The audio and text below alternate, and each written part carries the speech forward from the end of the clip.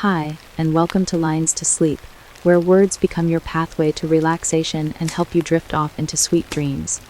Don't forget to like and subscribe to the channel. I'd love to know where are you watching from, and what time is it there. Find your comfort, let go of the day, and let's begin this journey together now. I still remember the day I received the case file, a worn envelope sealed with dark, cryptic markings. That set my feet on the path to the asylum. The letter inside was brief but urgent, hinting at secrets buried deep within a crumbling structure known as Blackwood Asylum. Its history was a tapestry of whispered legends and veiled horrors, and though I had investigated my share of mysteries over the years, nothing had prepared me for the invitation to step into the very heart of despair. The morning was overcast, with a low, hanging sky that seemed to weigh heavily on my thoughts. I stood at the threshold of my modest apartment, the envelope clutched in my hand like a relic of fate. The inscription on the envelope, "For those who dare to remember," echoed in my mind as I began my journey. With each step toward the abandoned building, an inexplicable chill crept along my spine, as if the wind itself carried the murmurs of long, forgotten souls. I had always prided myself on my resolve and rationality, but the pull of the unknown had me questioning every instinct. Driving along desolate country roads, the world outside my window turned a bleak shade of gray. I recalled the old stories of Blackwood Asylum, tales of shifting corridors, apparitions roaming the halls, and experiments so inhumane that they had left scars on the collective memory of our town. It wasn't merely an abandoned building. It was a labyrinth of sorrow and silence. Even before I reached its rusted iron gates, the structure seemed to breathe, a slow, measured inhalation of ancient secrets waiting to be exhaled. When I finally arrived, the asylum loomed against the cloudy sky, like a dark sentinel guarding untold mysteries. Its facade was a mix of crumbling stone and twisted metal, and every window appeared to be a pair of unblinking eyes observing my every move. I hesitated at the entrance, aware that each step forward might shatter the fragile barrier between what was known and what lurked in the shadows. Yet, I pressed on, driven by an inner compulsion that was as much personal as it was professional. Inside, the air was heavy with the scent of decay and abandonment. The dim light from my flashlight danced over peeling wallpaper and stained floors, revealing the marks of both time and terror. Every sound, the distant drip of water, the creak of old wood, was amplified in the oppressive silence. I could almost feel the weight of every forgotten soul whose final moments had been spent in these halls. My heart pounded with a mixture of anticipation and dread, and I took a deep breath, steadying myself for what lay ahead. As I ventured deeper into the asylum, I became acutely aware of an unsettling phenomenon. The corridors appeared to shift subtly under my gaze. One moment, I was following a narrow hallway lined with closed doors, and the next, I found myself in a vast, empty chamber where the air seemed to vibrate with memories of a bygone era.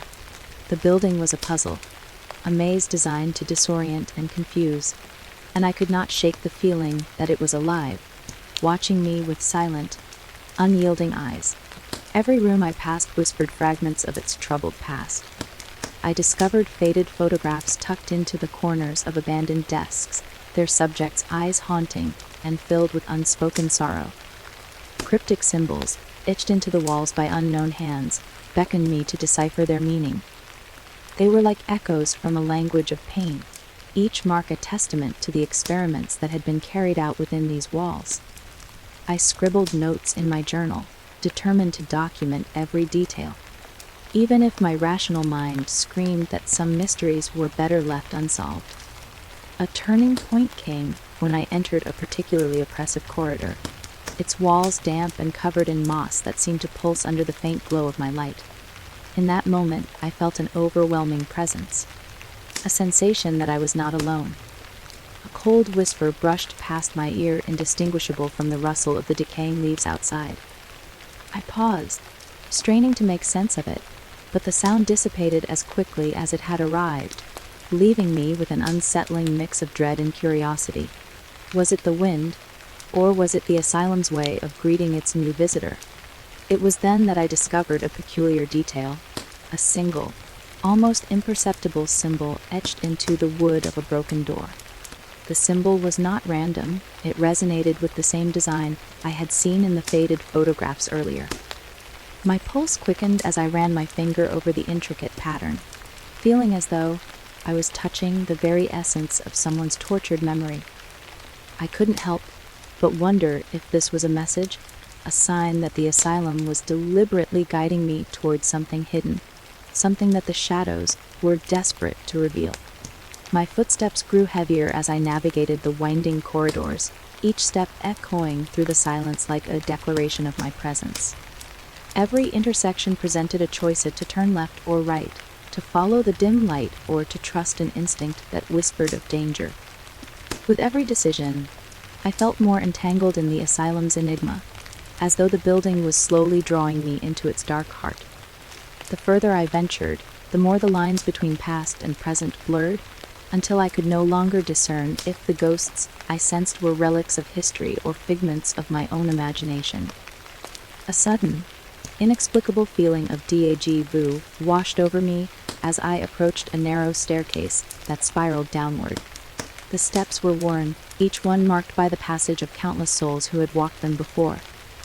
I hesitated at the top, a mixture of reluctance and determination anchoring me in place. My gut told me that the truth lay in the depths below, where the asylum's most guarded secrets were likely concealed. With a deep, steadying breath, I began my descent, each step a reaffirmation of my commitment to uncovering the dark legacy of Blackwood Asylum.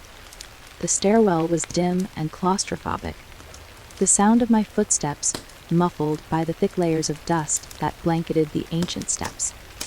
In the silence, I could almost hear the echoes of a distant past, a time when the halls were filled with the cries of the afflicted and the murmurs of clandestine experiments.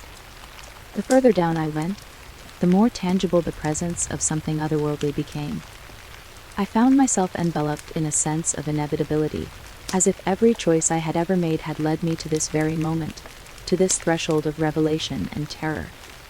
At the bottom of the staircase, I emerged into a long, narrow corridor that seemed to stretch on endlessly into darkness.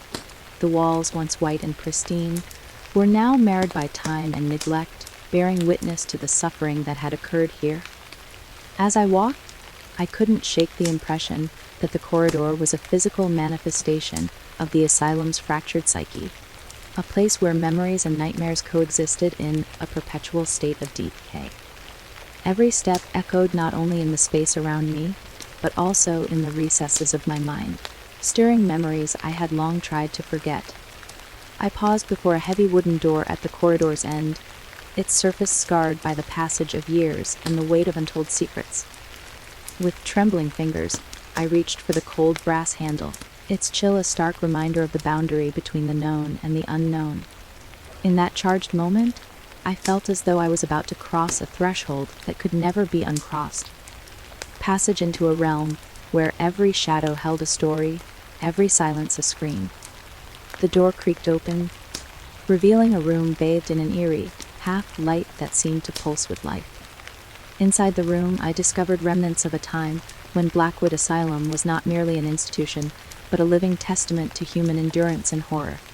Faded medical charts, handwritten notes, and peculiar artifacts littered the space, each a fragment of a puzzle that defied simple explanation. I began to piece together the narrative of those who had been subjected to unspeakable experiments, their lives reduced to mere data points in a morbid chronicle of cruelty. The room was both a shrine to memory and a crypt of secrets, a place where every object bore the weight of a tragedy too immense to articulate in mere words. As I moved deeper into the room, I could feel the presence of those who had suffered here. Their silent voices resonated with mine, each one a spectral reminder of the cost of forbidden knowledge. I found myself drawn to a particular journal that lay open on a desk, its pages yellowed and brittle with age.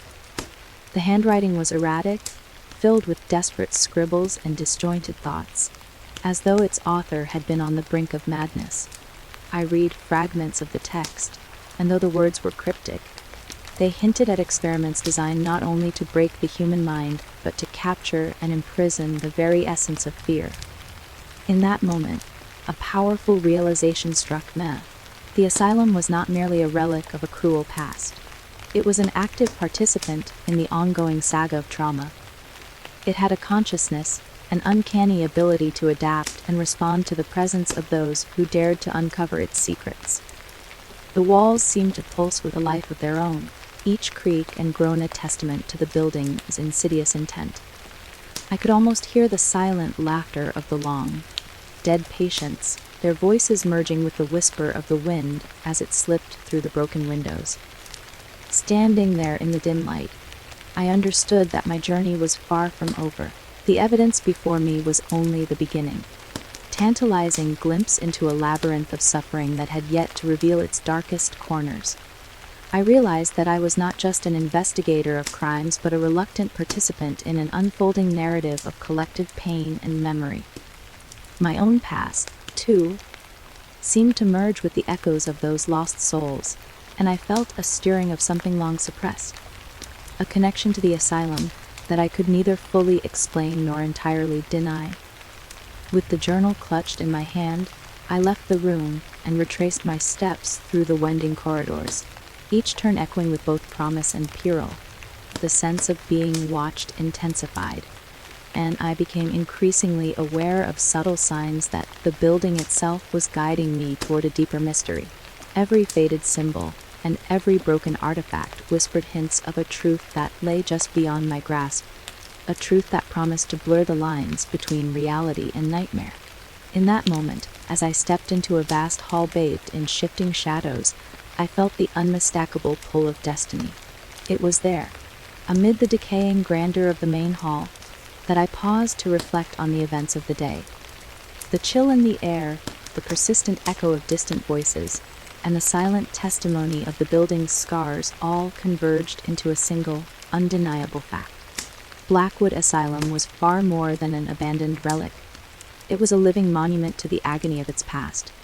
And now, I had become entwined in its legacy, my fate inextricably linked to the spectral inhabitants of its haunted corridors.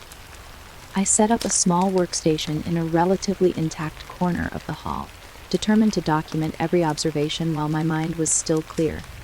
The old building seemed to resist my attempts at order, its chaotic energy threatening to overwhelm my carefully laid plans. Yet, I pressed on, writing down every detail, every subtle shift in the atmosphere, as if by doing so I could somehow exorcise the demons that lurked just beyond the veil of sight. The ink flowed across the pages of my journal, a steady stream of thoughts that captured the haunting beauty of decay and despair. As the daylight waned and darkness crept in through the fractured windows, I felt the weight of my solitude. The asylum's silence was punctuated by soft, almost imperceptible sounds, a creak here, a distant thud there, that reminded me I was never truly alone in this place. The overwhelming sense of isolation was tempered by an even stronger feeling of being connected to something larger than myself, tapestry of pain, memory, and the enduring will to survive. I knew that my journey had only just begun, and that the asylum's labyrinth would lead me to revelations that might forever change who I was. The hours slipped by in a haze of introspection and quiet determination. I considered the possibility that the asylum was not merely a passive repository of lost memories, but an active, almost sentient force that absorbed the anguish of every soul it had once confined. Every creak of the old floorboards, every whisper of wind, seemed to carry a fragment of that eternal sorrow, merging with my own unresolved past. I found solace in the act of recording these details, each word a small defiance against the darkness that threatened to claim me. In the solitude of that forgotten hall, I resolved to follow the trail of clues with unwavering determination. I was no longer just an investigator of a mysterious case. I had become a seeker of truth, a wanderer in a maze of shadows where every corner held both promise and peril. I promised myself that, no matter how deeply I was drawn into the asylum's grip, I would emerge with the secrets of Blackwood Asylum laid bare for the world to see. Even now, as I pen these final lines of the day's account, I feel the weight of the unknown pressing against my every thought. The asylum has whispered its invitation, drawing me deeper into its embrace with each passing moment. I cannot shake the feeling that my destiny is entwined with the fate of those who suffered within these walls, that the secrets I uncover will not only shed light on a dark chapter of history, but also force me to confront the hidden corridors of my own soul. I close my journal with a sense of determined resignation, aware that the night is far from over, and that the true journey has only begun. The invitation of shadows is complete, and as I step away from my makeshift desk, I feel an unyielding compulsion to venture further into the dark heart of the asylum. I know not what awaits me in the depths below, only that every step forward is a step deeper into a labyrinth where every shadow has a story and every silence speaks volumes. As I leave the hall, my footsteps echo in the silent corridors, each one resonating with the promise of revelations yet to come. The building seems to shift subtly around me, its ancient bones creaking in anticipation of what is to follow. I take a final, steadying breath before continuing into the unknown, guided by the relentless pull of the asylum's dark legacy and the unspoken vow to uncover its hidden truths, even if that journey leads me into the very depths of my own haunted past. The moment I stepped beyond the threshold of Blackwood, Asylum's decaying entryway, I felt as though I had crossed into another realm, one where time, space, and even sanity twisted into shapes that defied explanation. Every step I took echoed into an emptiness that was both physical and psychological, and the oppressive atmosphere pressed in on me from every side.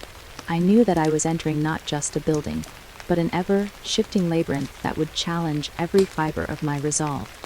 I walked down a long corridor with peeling, faded wallpaper, and tarnished brass fixtures that clung stubbornly to memories of a once proud past.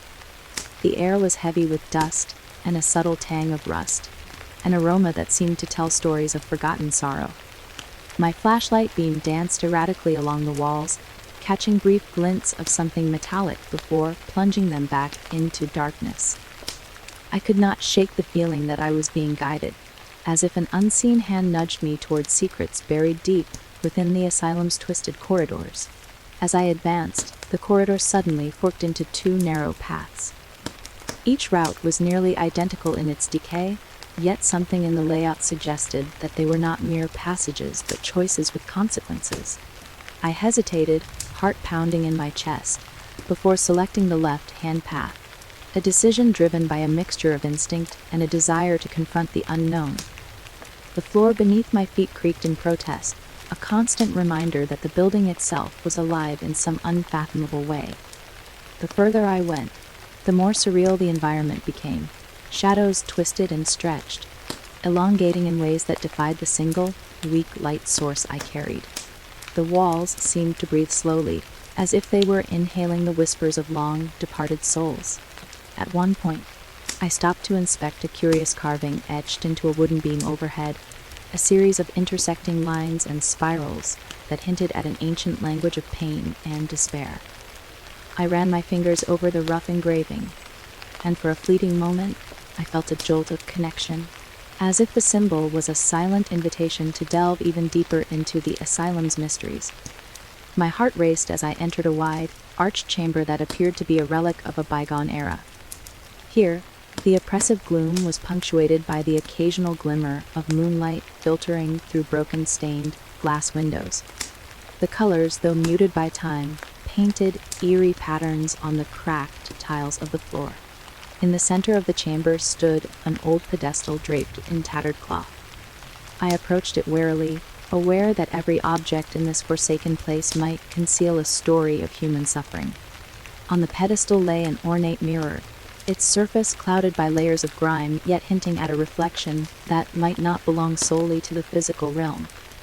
As I peered into the murky glass, I was struck by a sudden vision, a flash of fragmented images that collided in my mind like shards of broken glass. I saw faces contorted in agony, voices murmuring secrets in a language I could almost understand, and glimpses of experiments that defied nature itself. The mirror's surface rippled, as if reacting to my unspoken questions, I pulled back abruptly, my pulse thundering in my ears, and scribbled a few frantic notes in my journal. The mirror had offered no answers, only deepened the mystery of the asylum and the tortured souls it had once housed. Continuing along the corridor, I became increasingly aware of the subtle shifting of my surroundings. At first, it was merely a change in perspective. A door that seemed to have been in one place moments before was now slightly ajar in an unexpected corner. Then came more unnerving alterations. A staircase that vanished when I turned the corner, only to reappear down a different hallway, a set of symbols on the wall that rearranged themselves as if seeking to communicate. I tried to keep my rational mind engaged, but the boundary between reality and hallucination blurred with every uncertain step. It was during one such moment of disorientation that I encountered my first true sign of the asylum's malevolence. In a narrow side corridor, nearly hidden behind a heavy set of double doors, I found an area that was markedly colder than the rest of the building. The temperature dropped so suddenly that I could see my breath crystallizing in the faint light. As I moved further into the chill, I noticed a series of small, almost imperceptible symbols etched into the wall. They were arranged in a deliberate pattern, one that echoed the markings I had seen earlier near the mirror. My skin crawled as I realized that these symbols were not random. They were a deliberate signature, a language of torment left behind by those who had suffered here. I paused for a long moment, absorbing the implications of this discovery. Had these symbols been created by the asylum's architects as part of a twisted design, or were they the desperate scrawls of someone driven mad by the horrors they endured? The questions swirled in my mind as I carefully documented each mark in my journal, aware that even the smallest detail could be crucial in piecing together the dark history of this place. The quiet of the corridor was broken only by the soft scratch of my pen and the distant, almost rhythmic creaking of the building, a sound that seemed to echo like a heartbeat. Pressing on, I felt drawn to a narrow, winding passage that curved sharply, almost as if it were intentionally leading me toward an inevitable confrontation with the asylum's darkest secret. The walls here were bare, the plaster chipped away to reveal the raw, decaying structure beneath. With every step, I was acutely aware of the feeling that I was being observed by unseen eyes. Shadows danced at the periphery of my vision, and at times I could swear that the very air was thick with whispered voices. It was as though the building was alive with memories, each one a remnant of pain and despair. The corridor eventually opened into a small, circular room that seemed to have been a forgotten antechamber. Here, the decay was even more pronounced. The floor was littered with fragments of broken glass and scattered debris, and the walls bore deep scratches, as if someone, or something, had desperately tried to leave its mark. In the center of the room was a solitary chair, its upholstery torn and stained with the passage of time. I felt an inexplicable pull toward the chair, as if it held a secret that only I could unlock. Approaching slowly, I noticed that the chair's armrest had a small indent, shaped almost like a keyhole. I ran my fingers over the worn wood and wondered if this was another deliberate clue left behind by the tortured inhabitants. I settled into the chair for a moment, hoping to gather my thoughts and perhaps experience a moment of clarity amid the chaos. As I sat, a cold draft swept through the room, stirring up dust motes that danced in the weak light. In that silent instant, I felt a profound connection to the past, a communion with the countless souls whose anguish still resonated within these walls. It was as though the room itself was mourning, its silence heavy with unspoken grief. I could feel the weight of their memories pressing upon me, urging me to delve deeper, to confront the truth hidden in the recesses of this forsaken asylum. Refreshed by this brief communion, I rose from the chair with renewed determination.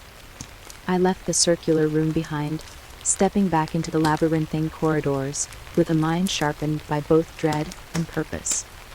The passage ahead was dim and foreboding, lined with an array of tarnished mirrors that reflected my hesitant steps. In these mirrors, I glimpsed not just my own tired face, but also the faint outlines of figures that vanished as quickly as they appeared.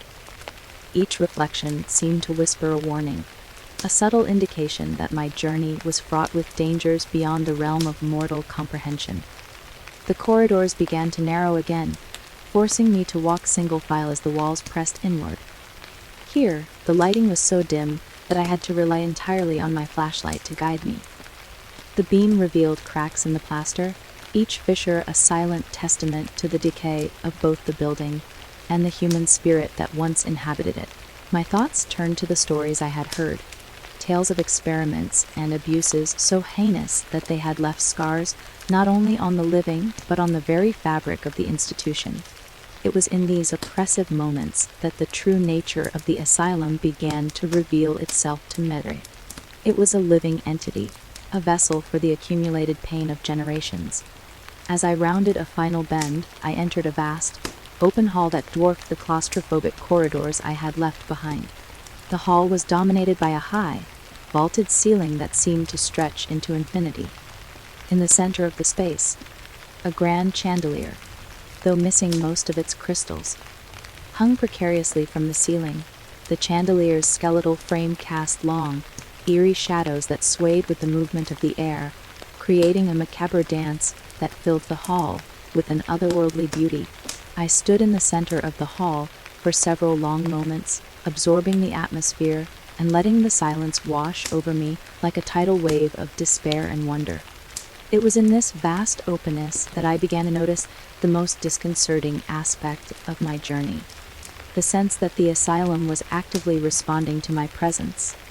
The echoes of my footsteps seemed to carry deliberate patterns, as if the building was communicating with me in a language of sound. I heard a soft, rhythmic tapping that resonated in time with my heart, and for a fleeting second, I felt as if I was no longer alone. There, in the midst of that grand hall, the boundary between my own consciousness and the collective memory of the asylum began to blur.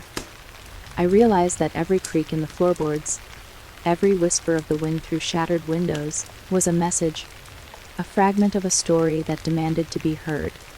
Driven by this newfound understanding, I retraced my steps toward one of the narrower corridors that led back into the depths of the building.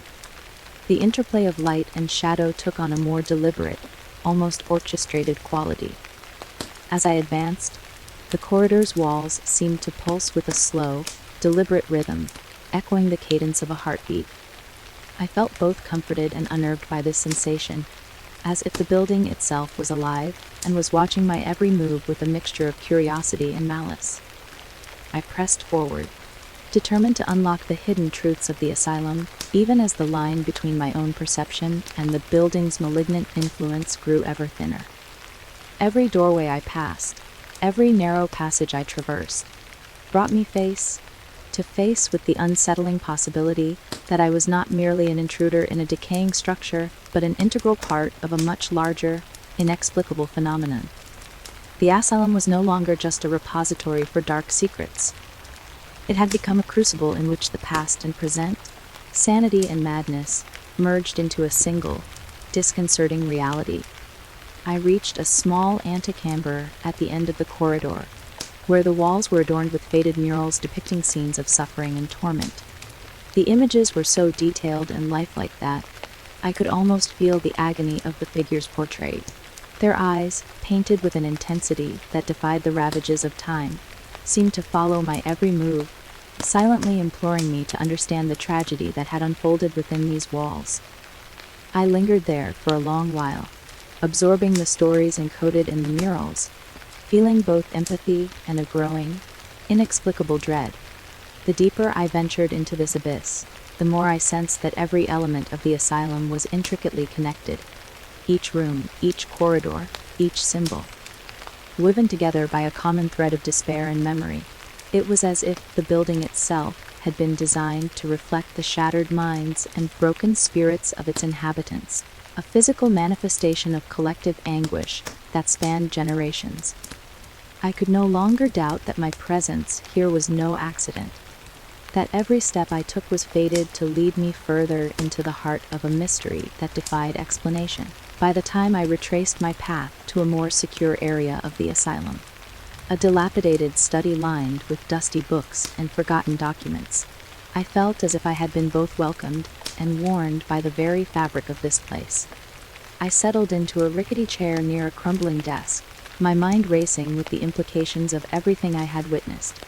The symbols, the shifting corridors, the inexplicable echoes in the hallways. All of it pointed to a singular, disquieting truth: Blackwood. Asylum was not merely a building, but a living embodiment of a deep and pervasive sorrow that refused to die. I spent what felt like hours poring over my notes, cross-referencing the cryptic markings with the scattered remnants of records and personal journals that littered the study. Each fragment of information was like a puzzle piece that, when combined with the others, hinted at a broader narrative of despair, cruelty, and a desperate longing for liberation. I began to understand that the asylum's architecture was designed not just to confine its patients, but to trap their very souls within its walls, a permanent reminder of a past that could never be forgotten. In the quiet solitude of that study, I vowed to follow every lead, to decode every symbol, and to uncover every hidden truth lurking behind the veil of shifting shadows. My resolve was tempered by a dawning realization: the deeper I delved into this abyss, the more I was forced to confront my own vulnerabilities and the haunting echoes of my past. Yet, there was no turning back now. I had crossed the threshold into a realm where fear and hope intermingled, where every dark corner promised both revelation and peril.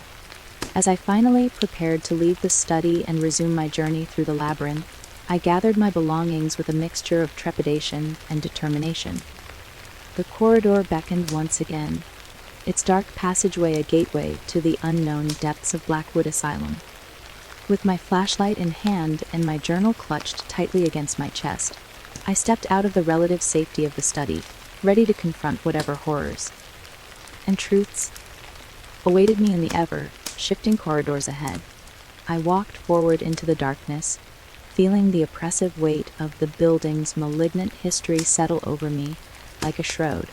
Every step was a deliberate act of defiance against the silence and sorrow that had reigned here for so long. The asylum, with all its shifting corridors and whispered secrets, had claimed me as one of its own, and I could only hope that by unearthing its mysteries, I might also unearth the hidden parts of myself that had long lain dormant in the shadows. In that moment, I understood that my journey was far from over.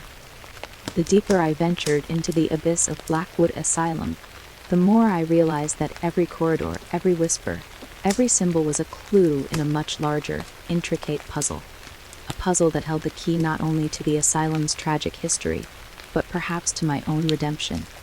And so, with a determination born of both dread and a desperate yearning for truth, I continued my journey deeper into the unknown, each step taking me further into the heart of darkness. I awoke in a state of disquiet that morning, as though the remnants of a long, forgotten nightmare had seeped into my soul during the night. Even now, as I pen these words by the weak glow of my portable lamp, I can still hear the hushed murmurs that echo through the corridors of Blackwood Asylum. My journey into the heart of this cursed edifice had led me to moments when the boundary between my own thoughts and the voices of the dead blurred, leaving me to question the nature of reality itself. It was as if the past, with all its agony and sorrow, had found a way to reach out and communicate with me, a silent, relentless whisper from the depths of time. As I moved cautiously through a narrow passageway that connected the main hall to a series of smaller, neglected rooms, I began to notice subtle signs of a history far older and more turbulent than I had ever imagined. Faded murals on the walls depicted scenes of despair and struggle, their colors muted by the relentless passage of time. The images seemed to shift imperceptibly when viewed from different angles, as though the very act of observation stirred up memories of unspeakable events. I could almost see the tortured expressions on the faces of those captured in the paintings, their eyes pleading silently for someone to remember their suffering. It was in one of these shadowed rooms that I encountered my first unmistakable sign of a presence not entirely of this world. The room was small, with a single, narrow window that allowed a thin shaft of light to slice through the gloom. In the far corner, behind an overturned chair and a scattering of yellowed papers, I perceived a figure, a spectral form that shimmered faintly in the half-light. At first, I thought it was a trick of my exhausted eyes or a fragment of the asylum's many illusions. But as I advanced, the figure became clearer, its contours defined by an ethereal glow that defied the oppressive darkness surrounding it. I halted a few paces away, my heart hammering in my chest as I tried to reconcile this vision with the rational explanations I clung to. The figure was dressed in garments that seemed to belong to another era, its face obscured by a heavy veil. Rather than fleeing, I found myself rooted to the spot, as if an invisible force compelled me to bear witness. The silence that followed was profound, interrupted only by a soft, almost imperceptible murmur that seemed to emanate from the figure itself. It was not a sound of menace, but rather one of melancholy, a sorrowful lament that resonated deep within me. With trembling resolve I spoke. "Who are you? What do you want?" My voice, barely a whisper, was swallowed by the oppressive stillness. The figure did not answer immediately. Instead, it raised a delicate hand in a gesture that suggested both warning and invitation. In that moment, the air seemed to pulse with the weight of countless memories, and I could feel the echo of a long, forgotten past brushing against the edges of my consciousness. The spectral presence faded slowly, leaving behind only the lingering sensation of its sorrowful gaze and the soft echo of its silent plea. In the aftermath of that encounter, I began to notice more signs that the asylum was communicating its story through subtle gestures and enigmatic symbols. As I continued my exploration, I discovered scattered personal mementos hidden among the debris, small trinkets, faded photographs, and handwritten notes that hinted at lives once lived with hope and, ultimately, despair. One photograph in particular captured my attention, a black and white portrait of a young woman whose eyes shone with a mixture of defiance and grief. I could almost imagine her whispering secrets of lost dreams and stolen futures, urging me to remember the atrocities that had unfolded within these walls. Every step I took seemed to deepen the connection between my own memories and those of the asylum's former inhabitants. The corridors began to whisper with fragments of conversations, half-heard voices that carried with them the cadence of past lives. I found myself pausing frequently, straining to decipher the words that floated on the air like ghostly echoes. In one instance, as I passed a narrow, decrepit hallway, I distinctly heard a woman's voice reciting a line of poetry, a line that resonated with both beauty and despair. The words faded almost as quickly as they had appeared, leaving me with an overwhelming sense of urgency to uncover the hidden meanings behind them. That particular moment marked a turning point in my investigation. I realized that the voices I encountered were not mere echoes of the past, but active agents in their own right. A chorus of souls attempting to communicate a message that was as much about warning as it was about remembrance. It became clear to me that the asylum's history was not confined to the dusty records in its forgotten rooms, but lived on in the very fabric of its walls. Each whisper, each murmur, was a plea for justice, a desperate call to acknowledge the suffering that had been so meticulously erased from the annals of time. I recall one instance vividly. I was examining a series of cryptic symbols etched into a metal doorframe when I suddenly experienced a powerful auditory hallucination that left me reeling. The sound was not a singular noise, but a cacophony of voices. A tumultuous blend of cries, whispers, and indistinct murmurs that crescendoed into a deafening roar. For a brief, terrifying moment, I lost all sense of time and space, my mind overwhelmed by the sheer force of collective memory. The experience was both physically and emotionally jarring. It shattered the carefully constructed barrier between my own reality and the raw, unfiltered anguish of the past. As the overwhelming sound subsided, I collapsed against the cold metal of the doorframe, gasping for breath as the spectral voices slowly receded into a haunting silence. In that vulnerable moment, I realized that my own sanity was at risk, a fragile construct that could be shattered by the relentless weight of history. But with the rising adrenaline came a steely resolve. I could not allow fear to paralyze me. Instead, I resolved to document every sensation, every whispered secret, so that the true story of Blackwood Asylum might one day be told. Gathering myself, I rose and continued my journey with a renewed determination.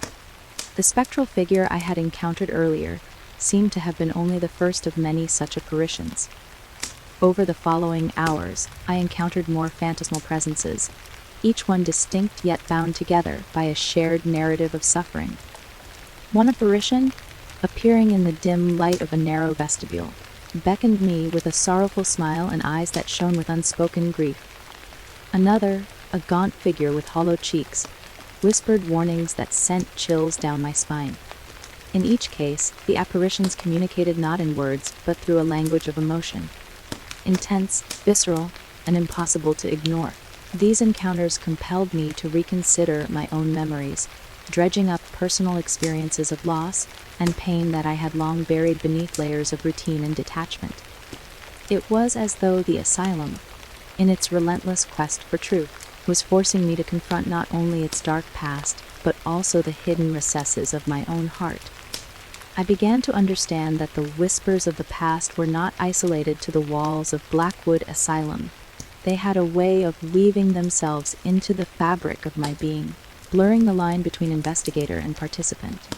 Every step I took was both an act of discovery and an act of personal reckoning. In one particularly intense moment, while I sat in a small, dusty library filled with decaying books and brittle manuscripts, I felt a presence close behind me. I turned slowly, half expecting to see a living intruder, only to find an empty space filled with the weight of countless unseen eyes. Then, almost imperceptibly, I heard the soft rustle of a page turning, an action that could not have come from any living person. The sound resonated with a haunting familiarity, as though it were the very voice of the building recounting its long, forgotten tales.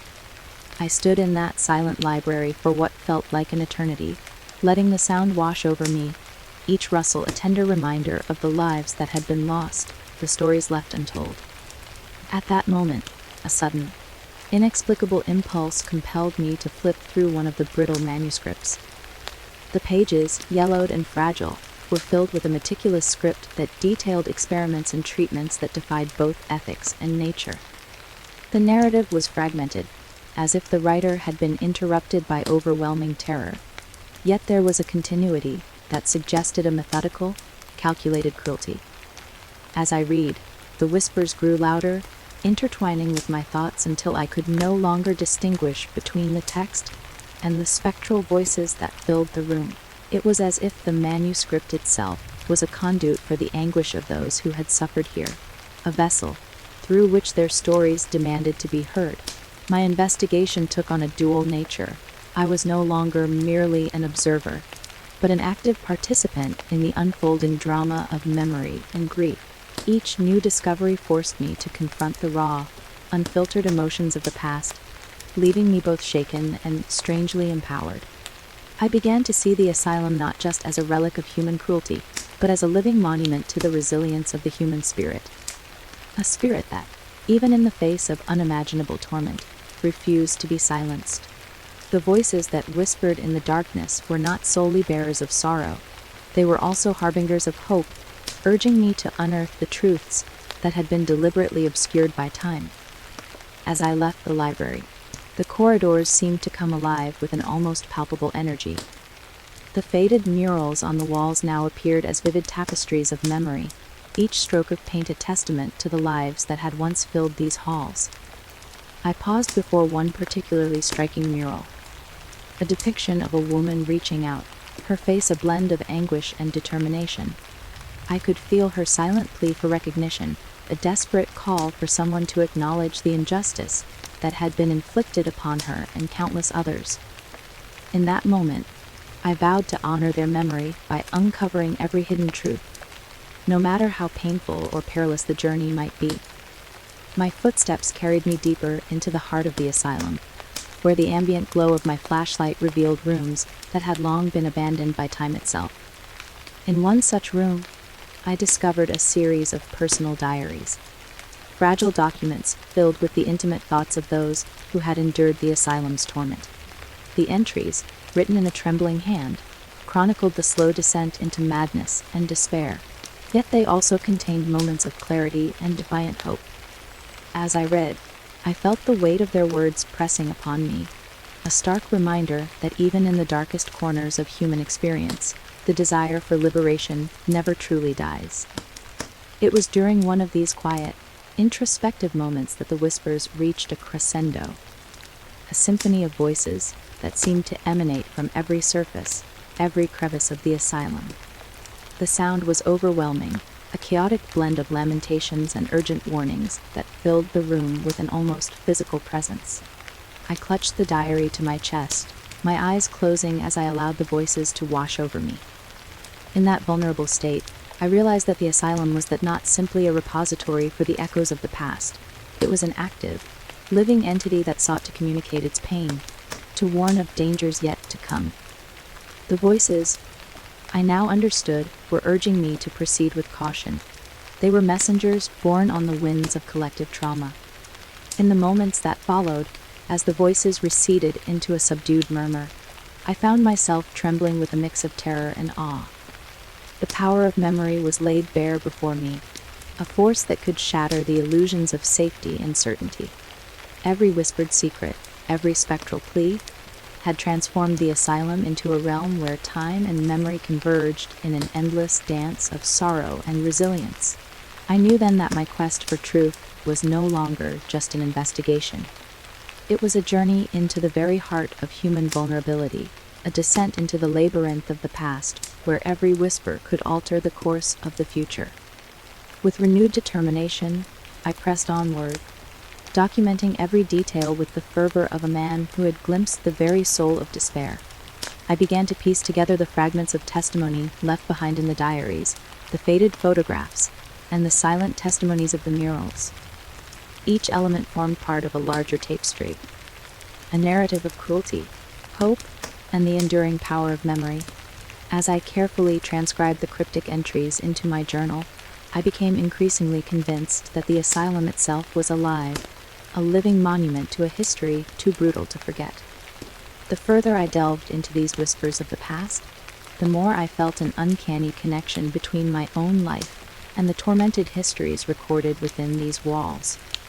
It was as if the asylum was calling out to me, urging me to confront not only its dark legacy, but also the hidden corners of my own memory, where pain had long been suppressed. The realization was both liberating and terrifying. Stark reminder that the past is never truly gone. It is carried within us, echoing in every whispered word and every silent tear. Now, as I sit in the stillness of an empty corridor, with my journal spread open before me, I can hear the voices once more. A gentle, persistent murmur that weaves together the stories of the lost and the broken. They speak of atrocities committed in the name of progress, of experiments that shattered the very boundaries of humanity, and of lives reduced to mere data points in a narrative of cruelty. Yet, amidst the sorrow, there is a note of defiance, a silent challenge to those who would dare to forget. I understand that these voices, these whispers of the past, are both a warning and a call to action. They compel me to ensure that the horrors of Blackwood Asylum are never lost to oblivion, that the pain of its victims is remembered and their stories given voice. As I prepare to continue my exploration into the deeper recesses of this accursed place, I feel a renewed sense of purpose mingled with the ever-present dread of what lies ahead. The phantasmal figures and cryptic symbols are no longer isolated phenomena, but integral parts of a narrative that spans both time and consciousness. I know that every step I take is fraught with danger, not merely from the physical hazards of the decaying structure, but from the relentless onslaught of memories that threaten to engulf me. Yet it is a danger I willingly embrace, for in uncovering the whispers of the past, I hope to forge a path toward healing, a way to transform the lingering agony of these spectral voices into a testament of resilience and hope. I close this entry with a solemn promise. I will not allow the voices of Blackwood Asylum to fade into oblivion. I will carry their whispers with me, a constant reminder of the cost of forgetting, and a guide to the truth hidden in the shadows of our collective past. Even if the journey demands that I confront my deepest fears and face the darkest corners of my own memory, I am resolved to see it through. The past has spoken to me in voices that are as tender as they are haunting, and I have no doubt that its whispers will continue to shape my destiny as I move deeper into the abyss. In that quiet, echoing moment, as I stood alone amid the relics of pain and memory, I felt the weight of the world shift ever so slightly, a subtle acknowledgement that even in the midst of despair, the human spirit endures. And so, with a heart both heavy and determined, I gathered my journal and resumed my slow, deliberate steps into the darkness, each footfall a vow to honor the whispers of the past and to carry their message into a future where their suffering is never forgotten. I stepped into a passageway that felt less like a corridor and more like a portal, a threshold between the present and a past that had been carefully sealed away by time. Every surface, every crevice of Blackwood, Asylum's long-forgotten halls, pulsed with memories that were as palpable as the cold, damp air that caressed my skin. In that moment, I realized that these corridors were not merely architectural constructs. They were living testaments to the souls that had wandered these halls, their voices echoing in silence and in sorrow. The dim glow of my flashlight illuminated a narrow corridor lined with peeling wallpaper and faded, cryptic inscriptions. Each stroke of decaying paint seemed to whisper secrets of bygone eras. A mosaic of grief, hope, and despair intermingled in patterns too complex for the untrained eye to decipher. I moved slowly, my footsteps muffled by a thick layer of dust that had settled over decades, as if the building itself was reluctant to disturb the slumber of its memories. With each cautious step, I felt the weight of the past pressing in upon me, urging me to remember, to bear witness to what had been hidden behind closed doors. As I advanced, the corridor began to reveal subtle shifts in its character. At first, the changes were almost imperceptible, a slight variation in the texture of the wall, a new smear of mud here, a fresh scratch there, as though the corridor itself was rearranging its narrative. I paused by a tarnished mirror hanging crookedly on the wall. The reflection that stared back at me was fragmented and ghostly, distorted by age and neglect. In that fractured image, I saw not only myself, but also a series of faint figures. Faces that flickered at the edge of vision, their expressions a mixture of longing and despair. For an instant, I wondered if I had stumbled upon a secret room of memories, a place where the souls of those who once suffered here had left indelible marks on the fabric of the building. The air grew heavy, each breath laced with the bittersweet tang of decay and remembrance. I could almost hear a chorus of whispers carried on the stagnant air, snatches of voices recounting lost moments and unanswered questions. There was a rhythmic cadence to these murmurs, as if the corridor itself was breathing life into the sorrow of its past. I took out my journal and began to scribble down every detail, every nuance of the shifting atmosphere. It was as if the corridor demanded to be understood, each mark on the wall a coded message waiting to be deciphered by someone brave enough to listen. Further down the hall, I encountered a section where the ceiling arched dramatically overhead. Here, the structure of the building seemed to evoke memories of grandeur lost to time. Ornate moldings, now marred by water stains and decay, hinted at a period when Blackwood Asylum was a place of both healing and horror. I traced my fingertips along the edge of a crumbling cornice, feeling the subtle indentations left by hands had once sought solace or perhaps escape. In that tactile contact, I felt a connection to the past, a sense that my own fate was interwoven with the narratives that had unfolded within these walls. Every turn revealed a new layer of the asylum's history. In one small alcove, I discovered a rusted door nearly swallowed by the darkness. It was half ajar, beckoning me to step closer. I hesitated only a moment before pushing it open, revealing a tiny room cluttered with relics of personal histories. Faded letters lay scattered on a rickety desk, and a solitary rocking chair creaked softly as if disturbed by an unseen presence. I sank down into the chair, allowing the silence to envelope me.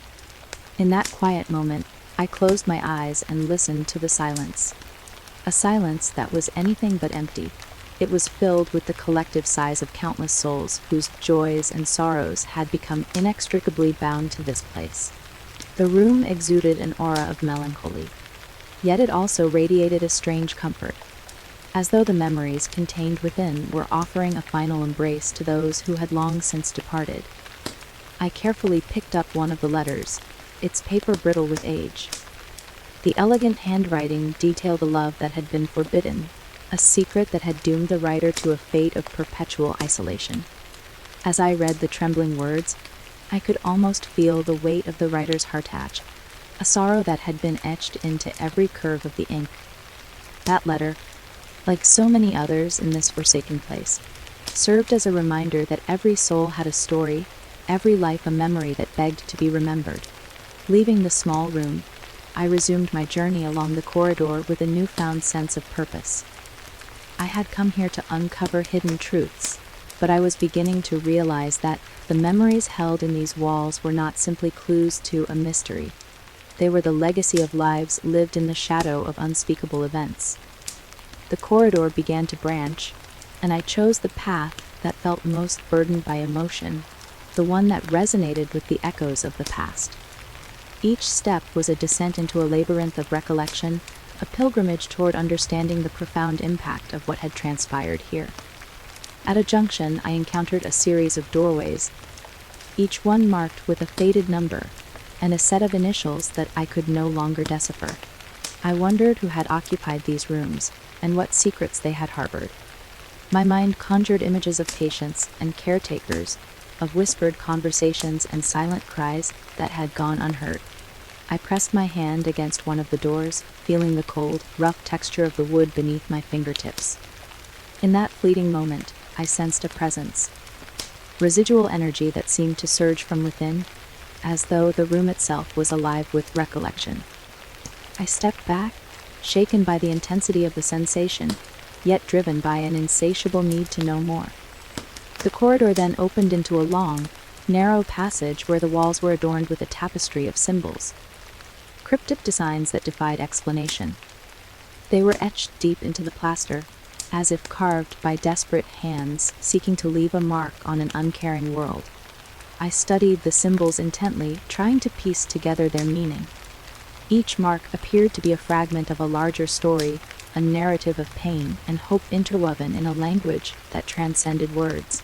As I traced one symbol with my finger, I felt a subtle warmth beneath my skin, a gentle reminder that these were not just signs of decay, but echoes of a once vibrant, albeit tormented, humanity. In that moment, the corridor seemed to shift around me. The subtle sound of distant footsteps echoed down the hall, though I could see no one. I listened intently, heart pounding, as the sound grew steadily louder, and then faded into the pervasive silence. Was it merely an auditory illusion, or was it the building's way of communicating its ongoing story? I could not tell. The uncertainty only deepened my resolve to document every detail, every fleeting impression that might help unravel the enigma of these corridors. I continued along the passage, now more aware of how the interplay of light and shadow transformed every element of my surroundings. The interplay was almost choreographed, a slow, deliberate dance between brightness and darkness that accentuated the lines and textures of the decaying walls. The shifting patterns reminded me that memory, too, was fluid, constantly reforming and reshaping itself as new experiences were interwoven with old. I felt that I was not merely an intruder in this space, but a participant in its ongoing evolution, an observer who had been granted temporary access to the innermost sanctum of human experience. At one point, I came upon a section of the corridor where the temperature dropped noticeably. The chill was bone deep, and my breath became visible in the dim light. I shivered, not solely from the cold, but from the realization that this part of the asylum seemed to have absorbed the sorrow of innumerable lost lives. The air was thick with a palpable grief, a silence so profound that it almost sang with the voices of those who had once inhabited these halls. I pressed on, determined to see this memory-laden corridor to its end, knowing that each step brought me closer to the heart of the asylum's darkest secrets. Halfway down the corridor, I found myself in a small, unassuming antechamber. The room was circular, with a domed ceiling that bore intricate patterns reminiscent of stained glass, though all the colors had faded to muted tones. In the center of the room was a solitary pedestal, upon which rested a delicate porcelain figurine. The figurine, though chipped and worn, still exuded an air of fragile beauty. I felt compelled to examine it more closely, as if it were a relic that held the key to understanding the despair and beauty intermingled within these walls. I knelt before it, gently turning it over in my hands, feeling the smooth, cool surface against my skin. In that intimate moment, I sensed the weight of 100 untold stories, a quiet testament to the resilience of a spirit that had once dared to dream, even in the face of overwhelming darkness. Rising slowly, I left the antechamber with the figurine carefully wrapped in my jacket. I felt that it was a token meant to be preserved, a small piece of the corridor's memory that I could carry with me as I ventured further into the labyrinth. The corridor beyond the room beckoned with renewed urgency, its passage stretching out before me like a long, unending memory lane. The farther I walked, the more I became aware of the transient nature of the present moment, a fragile bridge between the stark reality of now and the dense, mysterious past that enveloped every stone and shard of broken glass.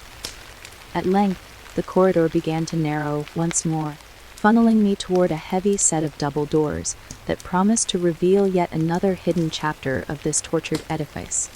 With trembling anticipation, I pushed the doors open, stepping into a long, forgotten library that had once served as the repository of knowledge for the asylum's inhabitants.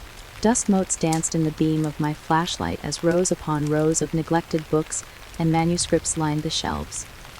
The room smelled of old paper and memories, an aroma that both comforted and saddened me. I wandered between the towering stacks, each book a silent witness to the thoughts, fears, and dreams of those who had once sought refuge within these walls.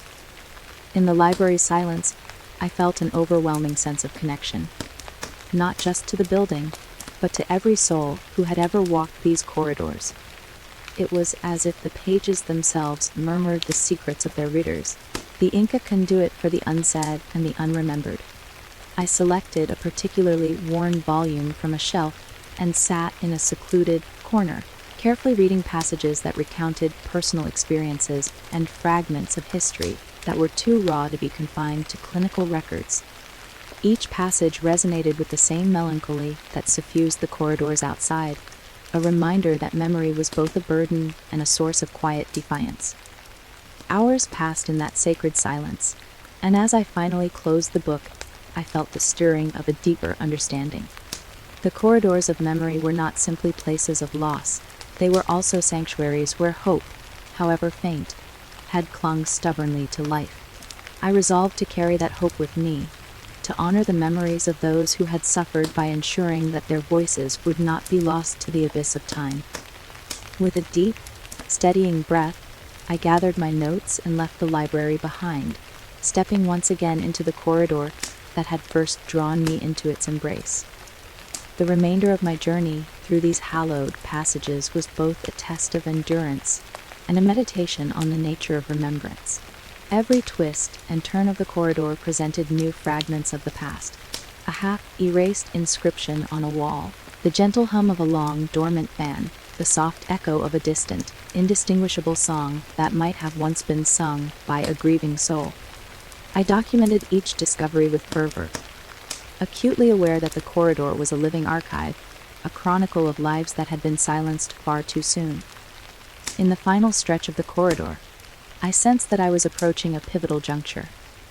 The walls here grew denser with the residue of memory, and the air itself seemed charged with an almost electric intensity.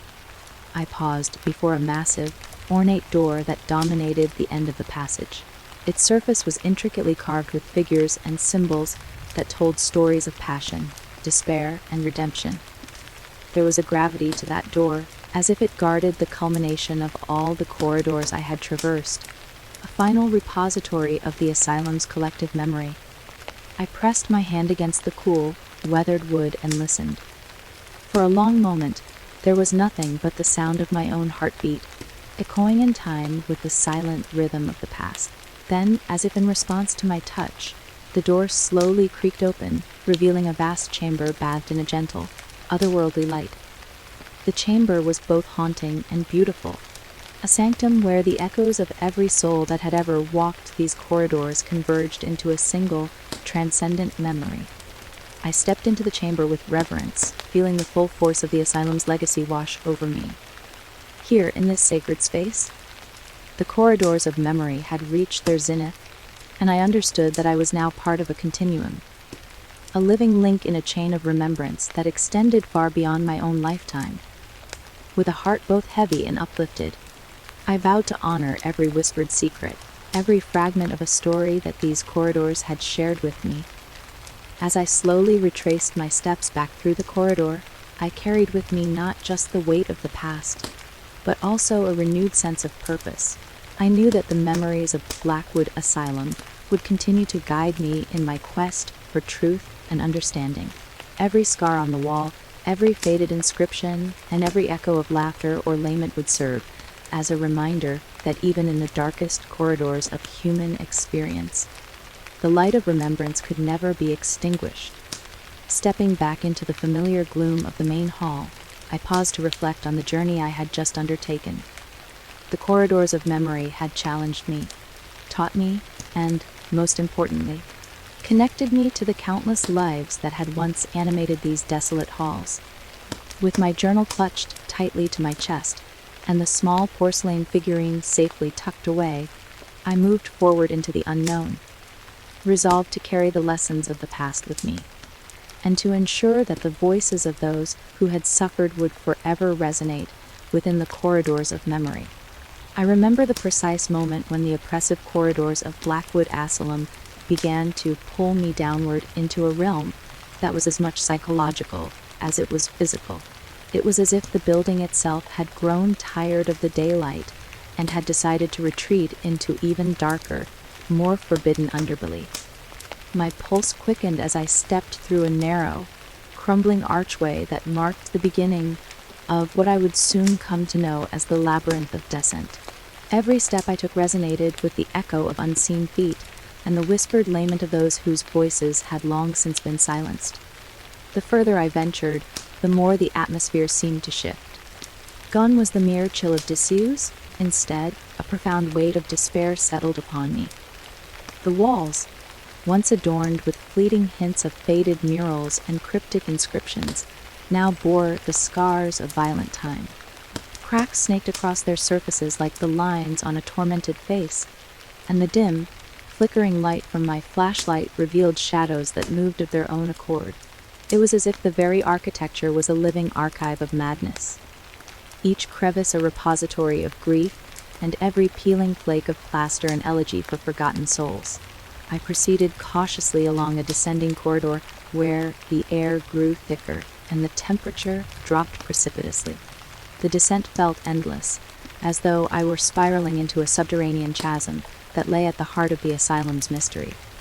With every step, I encountered remnants of a past that was deliberately obscured by layers of neglect and time. A rusted metal door, half hidden by a collapsed bookshelf, beckoned me to explore its secrets. Hesitantly, I pushed it open, revealing a cramped chamber that smelled of stale urine, decay, and the bitter tang of despair. Inside that chamber, I discovered a collection of disjointed records and diaries, testaments to the brutal experiments that had been carried out here. Faded documents, their edges curling and stained with what I feared might be old blood, lay scattered across a rickety desk. Among them was a thick leather-bound journal with a cover that bore a strange, embossed insignia. As I flipped through the brittle pages, I began to piece together fragments of a narrative that was as horrifying as it was methodical. Detailed accounts of psychological experiments, coded references to Project Elysium, and the names of individuals whose identities had been erased from official records filled the journal. Each entry was a window into a nightmare, a systematic deconstruction of human thought and emotion, performed under the guise of medical research. The more I read, the more I realized that the evidence before me was not simply the ramblings of a deranged mind, but a meticulously kept log of cruelty and control. There were diagrams, lists, and even sketches that suggested a deliberate attempt to map the human psyche and break it down into measurable components. The language was clinical, yet beneath the veneer of scientific detachment lay an unmistakable undercurrent of sadism. I felt both revulsion and a compulsive need to understand the darkness that had once permeated these walls. With trembling hands, I set the journal aside and continued my descent along a twisting corridor that seemed to defy the laws of geometry. The passage narrowed and curved, its walls closing in as if to choke the very light from my flashlight. Here, the asylum's malevolent design was at its most evident. The architecture itself was a maze, intentionally constructed to disorient and imprison those who dared to wander its depths. The floor was uneven and treacherous, littered with debris and the occasional, inexplicable object. A tarnished key, a child's toy, or a single shoe, as if someone had fled in panic. Every detail contributed to a growing sense that I was being led into a trap, a carefully orchestrated descent into madness. It was at a fork in the labyrinth where I encountered an unsettling phenomenon. Two identical corridors stretched out before me, their surfaces mirroring one another in eerie symmetry. I hesitated, my mind racing with questions. Had I seen this design before in some other part of the asylum? Was it a deliberate ruse to confuse and ensnare, or merely the product of an architect's twisted imagination? Before I could decide, I heard a distant, almost imperceptible sound. Soft scratching, like fingernails scraping against metal. The sound came from one of the corridors, beckoning me with an urgency I could not ignore. Compelled by a mixture of dread and curiosity, I turned down the corridor from which the sound emanated.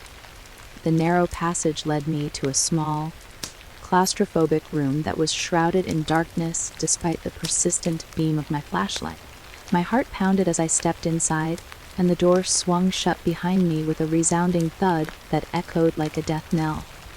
In the oppressive silence that followed, I could feel the walls closing in, as though the room itself were a living entity intent on swallowing me whole. And then, in the dim half-light, I saw a diary resting on a battered wooden table. Its cover was unremarkable, but as I reached out to open it, I noticed something extraordinary. The handwriting inside was unmistakably my own. I stared in disbelief at the familiar loops and strokes, as if I were reading the reflections of my own memories. The diary recounted events and emotions that I had long buried deep within my subconscious, memories of personal loss and inexplicable guilt. Every word resonated with an eerie familiarity that sent shivers down my spine. Had I truly written these entries? Or was this a cruel manipulation orchestrated by the asylum to unearth my innermost vulnerabilities? The lines between my past and the asylum's horrific history blurred in that moment, and I felt as though my very identity was being called into question. The diary's revelations were not just a record of experiments gone awry. They were an indictment of my own repressed trauma, a dark mirror reflecting the agony that had once been a part of me. Shaken to my core, I closed the diary and placed it gently back on the table, my mind reeling with the implications of what I had discovered. I realized then that the labyrinth was not solely a physical construct designed to ensnare and confuse. It was a psychological gauntlet, meant to force me to confront the darkest corners of my soul.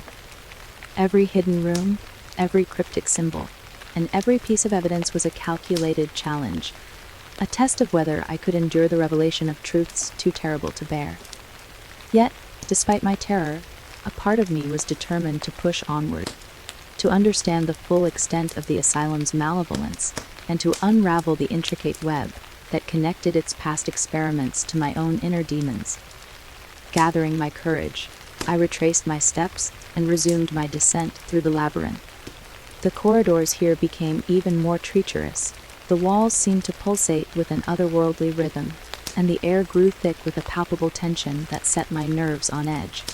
I encountered several more hidden rooms along the way, each one a microcosm of the asylum's cruelty. In one, I found rows of filing cabinets containing meticulously organized records of patient histories, complete with detailed notes on their psychological states and the experimental treatments they had undergone. In another, I discovered a small laboratory where glass vials and rusty surgical instruments lay abandoned on a stained countertop, as if the room had been frozen in time at the moment of some unspeakable act. The recurring patterns in the design of these rooms became undeniable. There was an almost ritualistic quality to the placement of objects and the inscriptions etched into the walls. Symbols that I had seen earlier in other parts of the asylum reappeared with alarming regularity. Geometric shapes interlaced with cryptic letters, each one a fragment of a larger, forbidden language. I felt as though I were deciphering a code, a message left behind by those who had orchestrated these experiments as both a record and a warning.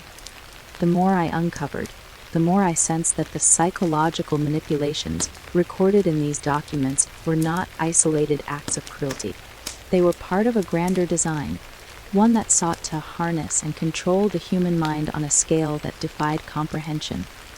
At one point, as I made my way down a particularly narrow passage, the very environment shifted violently around me. The walls seemed to sway and undulate, and the floor dipped and rose, as if the building were breathing in sync with my heartbeat. Panic surged through me, and I clutched my flashlight as if it were a lifeline in a sea of chaos. In that disorienting moment, time itself appeared to slow, and I felt as though I were suspended between reality and a nightmare.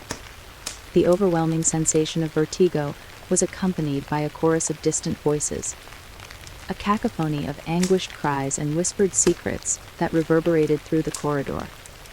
I pressed my hand against the wall, willing myself to remain grounded as the asylum's malignant presence pressed in from all sides. When the tumult subsided, I found myself standing in a long, shadowy hall that descended further into darkness. The corridor was lined with a series of heavy, iron-bound doors, each one exuding an aura of foreboding. I could sense that behind each door lay another chapter of the asylum's grim history, another set of experiments and atrocities waiting to be discovered. My resolve hardened with each step, even as the burden of the revelations I had encountered threatened to crush me under its weight. I knew that the only way out of this labyrinth was through it, by confronting the darkest truths it held, even if those truths were intertwined with my own haunted past. In the final stretch of my descent, I reached a massive door reinforced with rusted metal and engraved with symbols that glowed faintly in the darkness. There was an almost magnetic pull drawing me toward it, as if the door were a portal to the heart of the asylum's most guarded secrets. With a deep, steadying breath, I pressed my hand against the cool surface and slowly pushed it open. The door groaned in protest, revealing a vast chamber that seemed to exist outside of time, a space where the laws of physics and sanity no longer applied. In the center of the chamber, a large table was strewn with more documents, photographs, and artifacts, each piece a critical part of the asylum's terrible mosaic. As I stepped into the chamber, I felt the full force of the labyrinth's purpose, to force those who dared to enter to confront not only the atrocities of the past, but also the hidden corridors of their own minds. The evidence before me was overwhelming, a final, inescapable testament to the systematic destruction of hope and identity. I gathered the documents carefully, my mind reeling as I absorbed the magnitude of what had been revealed. Here lay the final chapters of an experiment that sought to deconstruct human consciousness and rebuild it in the image of cold, clinical perfection. I realized that my own journey through this labyrinth was inexorably linked to the legacy of these experiments, and that the truth I sought might forever alter the course of my own destiny. Even as the chamber's oppressive silence enveloped me, I could not escape the feeling that I was being watched by unseen eyes. The lingering spirits of those who had suffered here, their gazes heavy with sorrow and accusation. The oppressive gravity of the space was punctuated by moments of clarity, where the connection between the asylum's twisted purpose and my own hidden memories became disturbingly apparent. I felt as though the darkness around me had become a mirror, reflecting back not only the horror of what had transpired, but also the buried fragments of my own past that I had long denied. In that charged atmosphere, I resolved that I must record every detail, every nuance of this descent into the abyss. My journal became my anchor, a lifeline to sanity in a world where reality and nightmare converged. With steady hands and a heart pounding with both dread and determination, I began to document the evidence of psychological experiments and the chilling patterns woven into the fabric of the asylum. Each word I wrote was a testament to the human spirit's capacity to endure, even as it was methodically dismantled and rebuilt in the image of a cold, unfeeling machine. Slowly, as I gathered my evidence and prepared to leave the chamber, I felt a profound sense of inevitability. The labyrinth of dissent had stripped away all pretense, revealing a raw, unvarnished truth that was as much a part of me as it was of the asylum. I knew that no matter how far I ascended from this subterranean nightmare, the scars of what I had seen would remain forever etched into my soul. Yet, in that realization lay a sliver of hope, the understanding that by confronting these horrors, I might finally begin to heal. I turned away from the table and retraced my steps through the twisting corridors, each step heavier than the last as I carried with me the weight of a truth too vast to ignore. The descent had been both a journey into the darkness of the asylum and an unrelenting expedition into the depths of my own psyche. With every passing moment, the boundaries between past and present, between the collective trauma of the institution and the private torments of my own history, grew increasingly blurred. The labyrinth had claimed me, and in doing so, it had forced me to confront the undeniable truth that the darkness inside these walls was, in many ways, a reflection of the darkness within myself. As I ascended back toward what I hoped was a semblance of daylight, the corridors seemed to whisper their final farewells, a soft, rhythmic cadence that promised both warning and redemption. I emerged from the depths of the asylum transformed, burdened with evidence and haunted by memories that would linger long after I had left its cursed confines. The labyrinth of dissent had changed me irreversibly, leaving me with scars and a deeper understanding of the cruelty and resilience that coexist within the human soul. Now, as I sit in the safety of my temporary refuge and transcribe these final reflections, I am acutely aware that the descent was not an end, but a necessary passage, a rite of passage into the very heart of darkness and, ultimately, into the light of truth.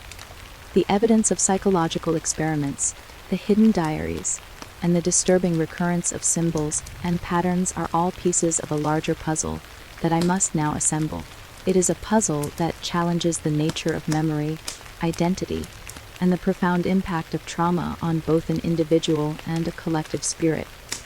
With a mixture of dread and determination, I vow to bring these secrets to light, not only for the sake of historical record, but also to ensure that the suffering of those who were silenced here is not forgotten.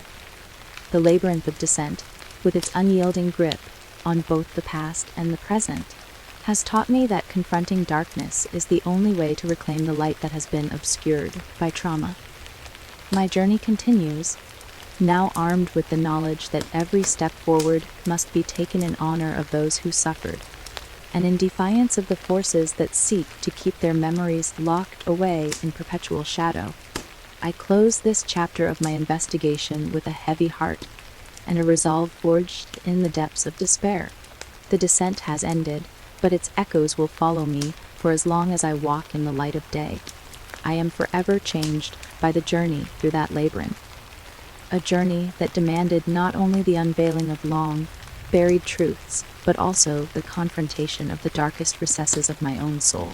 And though I may never escape the memories that now haunt me, I take solace in the fact that by exposing the atrocities committed in this forsaken place, I am giving voice to those who have been silenced. And in doing so, I am reclaiming a part of myself that had been lost in the shadows. I step forward into an uncertain future, aware that the scars of the labyrinth of dissent will remain with me always. Constant reminder that even in the depths of unspeakable horror, there is a strength that endures. The journey is far from over, but I will carry the lessons learned in that subterranean maze as I continue my quest for truth redemption, and, ultimately, liberation from the oppressive legacy of Blackwood Asylum.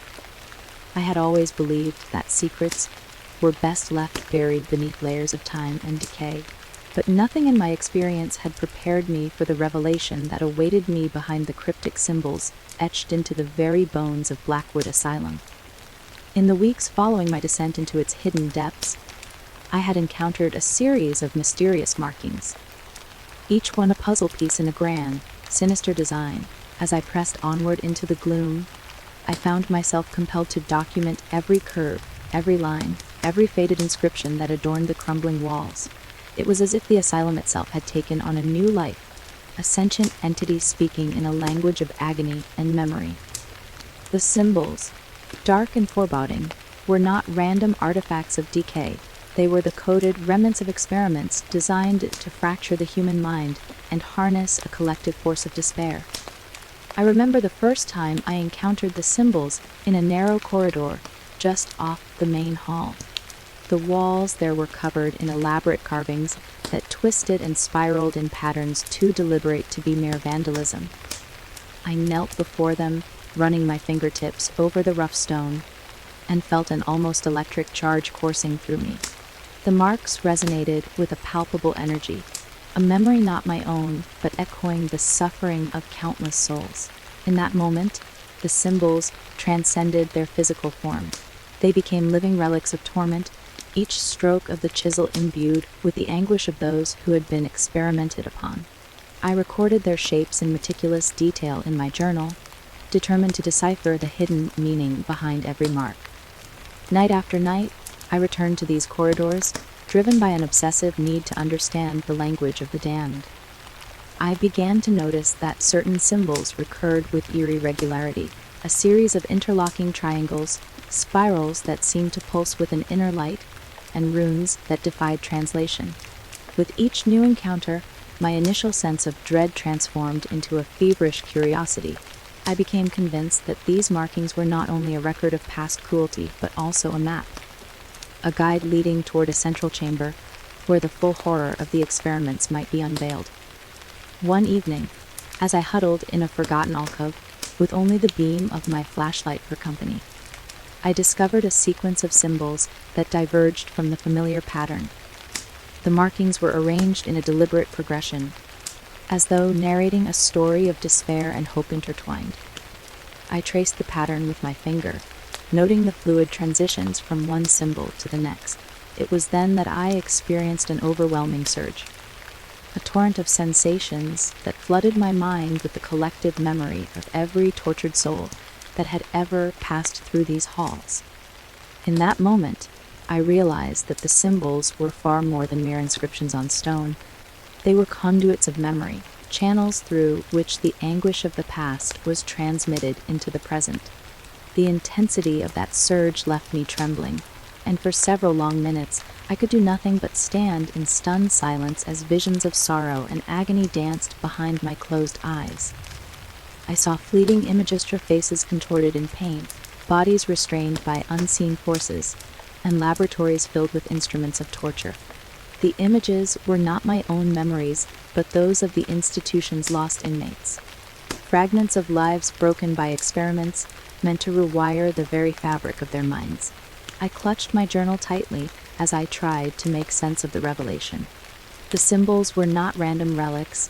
They were the very essence of the asylum's dark purpose, a silent testimony to the cruel manipulations that had been enacted within its walls. In the days that followed, I devoted every waking moment to the study of these enigmatic carvings. I spent hours in the dim corridors photographing every symbol, sketching their forms, and cross-referencing them with scattered notes and personal diaries I had found in abandoned rooms. I began to see patterns emerging, a network of interconnected signs that pointed, almost imperceptibly, toward a central locus deep within the building. The more I deciphered, the more convinced I became that the asylum's architects and cruel experimenters had behind not only a record of their atrocities, but also a deliberate warning. Their symbols spoke of a paradox that in their efforts to destroy the human mind, They had inadvertently imbued the building itself with a consciousness. Blackwood Asylum was no longer just a structure, it had become a living prison, its walls pulsating with the collective trauma of its former inhabitants. One particular sequence of symbols captured my attention more than the others, a series of overlapping circles and spirals that seemed to radiate from a single point. I recalled the faint diagrams I had seen in the leather-bound journal recovered from the hidden laboratory. The journal hinted at a project that sought to harness not only the power of human suffering, but also the raw, elemental force of memory itself. According to the fragmented notes, the experiment was meant to create a repository of collective trauma, a living archive that would store every moment of agony, every shattered dream, in the form of coded symbols. As I compared the journal's sketches with the carvings on the walls, I felt an unsettling realization creeping into my mind. The symbols might be the key to unlocking a catastrophic truth about the asylum's true nature. One chilly midnight, driven by a mix of dread and determination, I followed the trail of symbols as they led me deeper into the most inaccessible parts of the building. The corridors narrowed, the air grew heavier, and the walls pulsed with an almost rhythmic intensity. I pressed forward, my heart pounding in time with the silent drumbeat of the asylum's hidden memory. At length, I came upon a sealed door whose surface was completely covered in the mysterious markings. The door was massive, wrought iron and stone fused together in a way that suggested both permanence and decay. It was clear that this was no ordinary door. It was a threshold, a barrier between the known horrors and the ultimate secret of Blackwood Asylum. With trembling hands, I examined the symbols etched across the door's surface. They formed a continuous sequence that began with the overlapping circles and spirals I had seen before and ended in a series of intricate runes. As I deciphered the pattern, I realized that the runes outlined a ritual, a rite of passage meant to unlock the door and release the amassed memories contained within. In that moment, a profound sense of foreboding overtook me. I understood that what lay beyond that door was not merely evidence of human cruelty, but the living embodiment of collective trauma. The experiments had not only broken minds, they had breathed life into the asylum, transforming it into a sentient, malignant force. I hesitated at the threshold, torn between the need for truth and the instinct to flee. Every fiber of my being screamed that crossing this boundary would alter me irrevocably, that I might become as ensnared in the asylum's dark legacy as those whose tortured memories now surged through its walls. Yet, the call of the symbols was irresistible, a summons from the very depths of despair that demanded I confront the truth of my own inner darkness. With a deep, shuddering breath, I gathered my resolve and reached out to trace the final rune. Almost imperceptibly, the door shuddered and creaked open, as if acknowledging my determination and accepting the burden of the secret I was about to uncover. Beyond the door lay a chamber bathed in a cold, spectral light that seemed to emanate from nowhere and everywhere at once. The room was vast, its walls lined with panels covered in the same intricate symbols that had haunted me for weeks. In the center of the chamber stood a pedestal upon which rested an object wrapped in layers of tattered cloth. I approached the pedestal with a mixture of awe and trepidation, each step echoing in the eerie silence. My hands trembled as I carefully unwrapped the cloth, revealing a small, ornate box carved from dark, weathered stone. The box was etched with the very symbols I had been deciphering, and it pulsed with a soft, almost hypnotic glow. For a long moment, I simply stared at the box, as if expecting it to speak to me. Then, with a resolve born of both desperation and necessity, I opened it. Inside lay a collection of tiny, meticulously carved tokens, each one a miniature representation of the symbols that had been scattered throughout the asylum. They were made of an unknown metal that shimmered with an inner light, and their surfaces were inscribed with the same complex patterns that had tormented my thoughts for so long. In that instant, a vision overwhelmed me. I saw the faces of the lost, the silent screams of the tormented, and the unyielding persistence of memory as it seeped into every crevice of this unholy place. The tokens were not simply relics, they were the physical embodiment of the Asylum's soul. Its grief, its rage, and its unspoken promise of retribution. As the vision subsided, I felt a surge of understanding that was both exhilarating and horrifying. The tokens were meant to be assembled, arranged in a specific order that would reveal the final, hidden message of the Asylum. I recalled the journal's cryptic references to a paradox of memory, and a ritual that would bind the past and the present into a single, unstoppable force. The realization struck me with the force of a physical blow. The experiments conducted here had not only attempted to shatter the human mind, they had also created a living archive, a sentient monument to collective trauma that now held sway over the very structure of Blackwood Asylum. In that moment, I understood that the symbols were far more than mere markers of history. They were active agents, a language of pain and remembrance that had the power to awaken the Asylum's dark consciousness. Every corridor, every hidden room, every carved inscription was a thread woven into a vast tapestry of suffering and defiance. The tokens in the box were the keys to unlocking this tapestry, to revealing the final truth that had been so meticulously hidden beneath layers of decay and despair.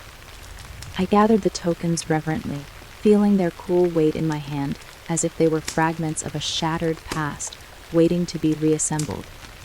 I knew that my next task was to decipher the correct configuration, a puzzle that would require every ounce of the insight and courage I had mustered over the course of my investigation. With the tokens secured in my satchel, I left the chamber, my mind ablaze with the implications of what I had discovered.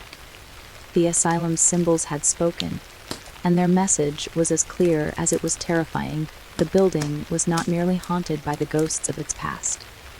It was alive, animated by the collective trauma of its victims, and determined to keep its dark secrets sealed forever.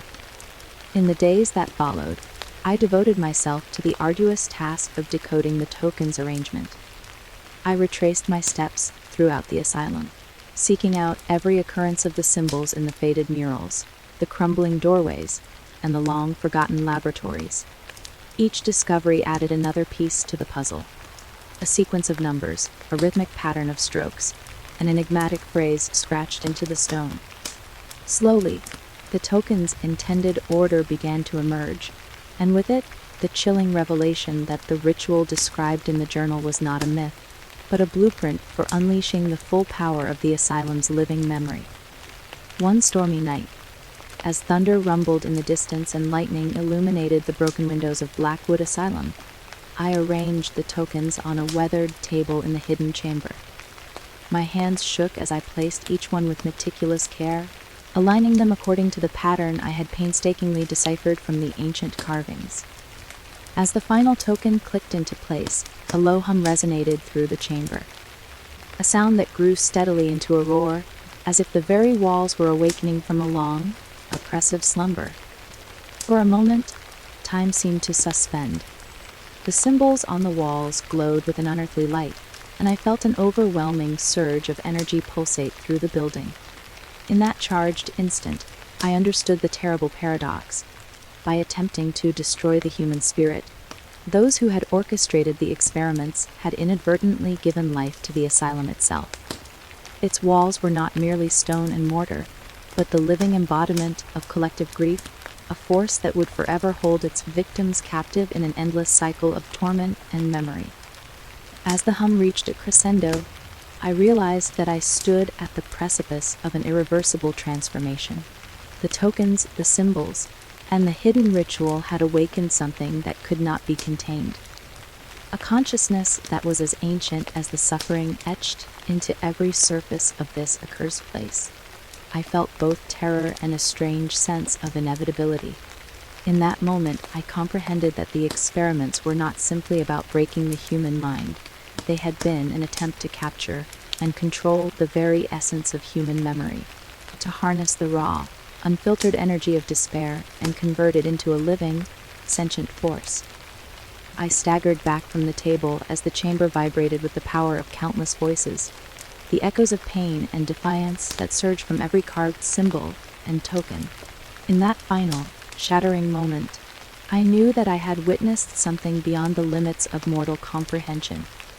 Blackwood Asylum had become a prison not only for the broken bodies of its victims but for their memories as well, locked away in a cycle of perpetual suffering from which there was no escape.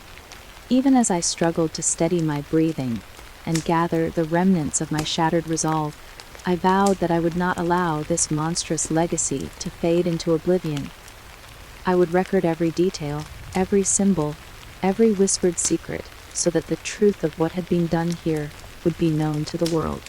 In the silent aftermath of that overwhelming surge, I felt a spark of defiant hope flicker within me, a determination to break the cycle of despair, and to give voice to those who had been silenced by the unyielding grip of the asylum's living memory. With trembling hands and a heart burdened by both sorrow and resolve, I left the hidden chamber that stormy night, the tokens of the damned safely secured in my satchel. I knew that my journey was far from over. The symbols had revealed their terrible secret. That Blackwood Asylum was not merely a relic of past atrocities, but a living monument to collective trauma. A sentient prison born from the twisted experiments that had sought to control the human soul. And as I stepped back into the darkness of the endless corridors, I understood that I must continue my quest to expose the truth, no matter how devastating its implications might be. Every step I took from that moment onward was marked by the haunting echoes of the symbols, the silent, unyielding testimony of the damned. I carried with me the knowledge that the asylum's dark consciousness would never truly be vanquished, that its grip on the memories of the lost would persist as long as its walls stood crumbling against the passage of time. And yet, I also carried the conviction that by bearing witness and sharing these secrets, I might one day bring light to the depths of this unholy place and free the tortured souls trapped within its living nightmare. In the weeks and months that followed, I dedicated myself to piecing together the full story behind the symbols, the ritual, the experiments, and the paradox that had birthed a sentient prison from the very fabric of collective suffering. I traveled back and forth through the asylum's labyrinthine corridors, revisiting every hidden alcove and forgotten room in search of further evidence. The symbols of the damned had become my obsession, my key to unlocking a truth that transcended human cruelty and defied the very nature of memory.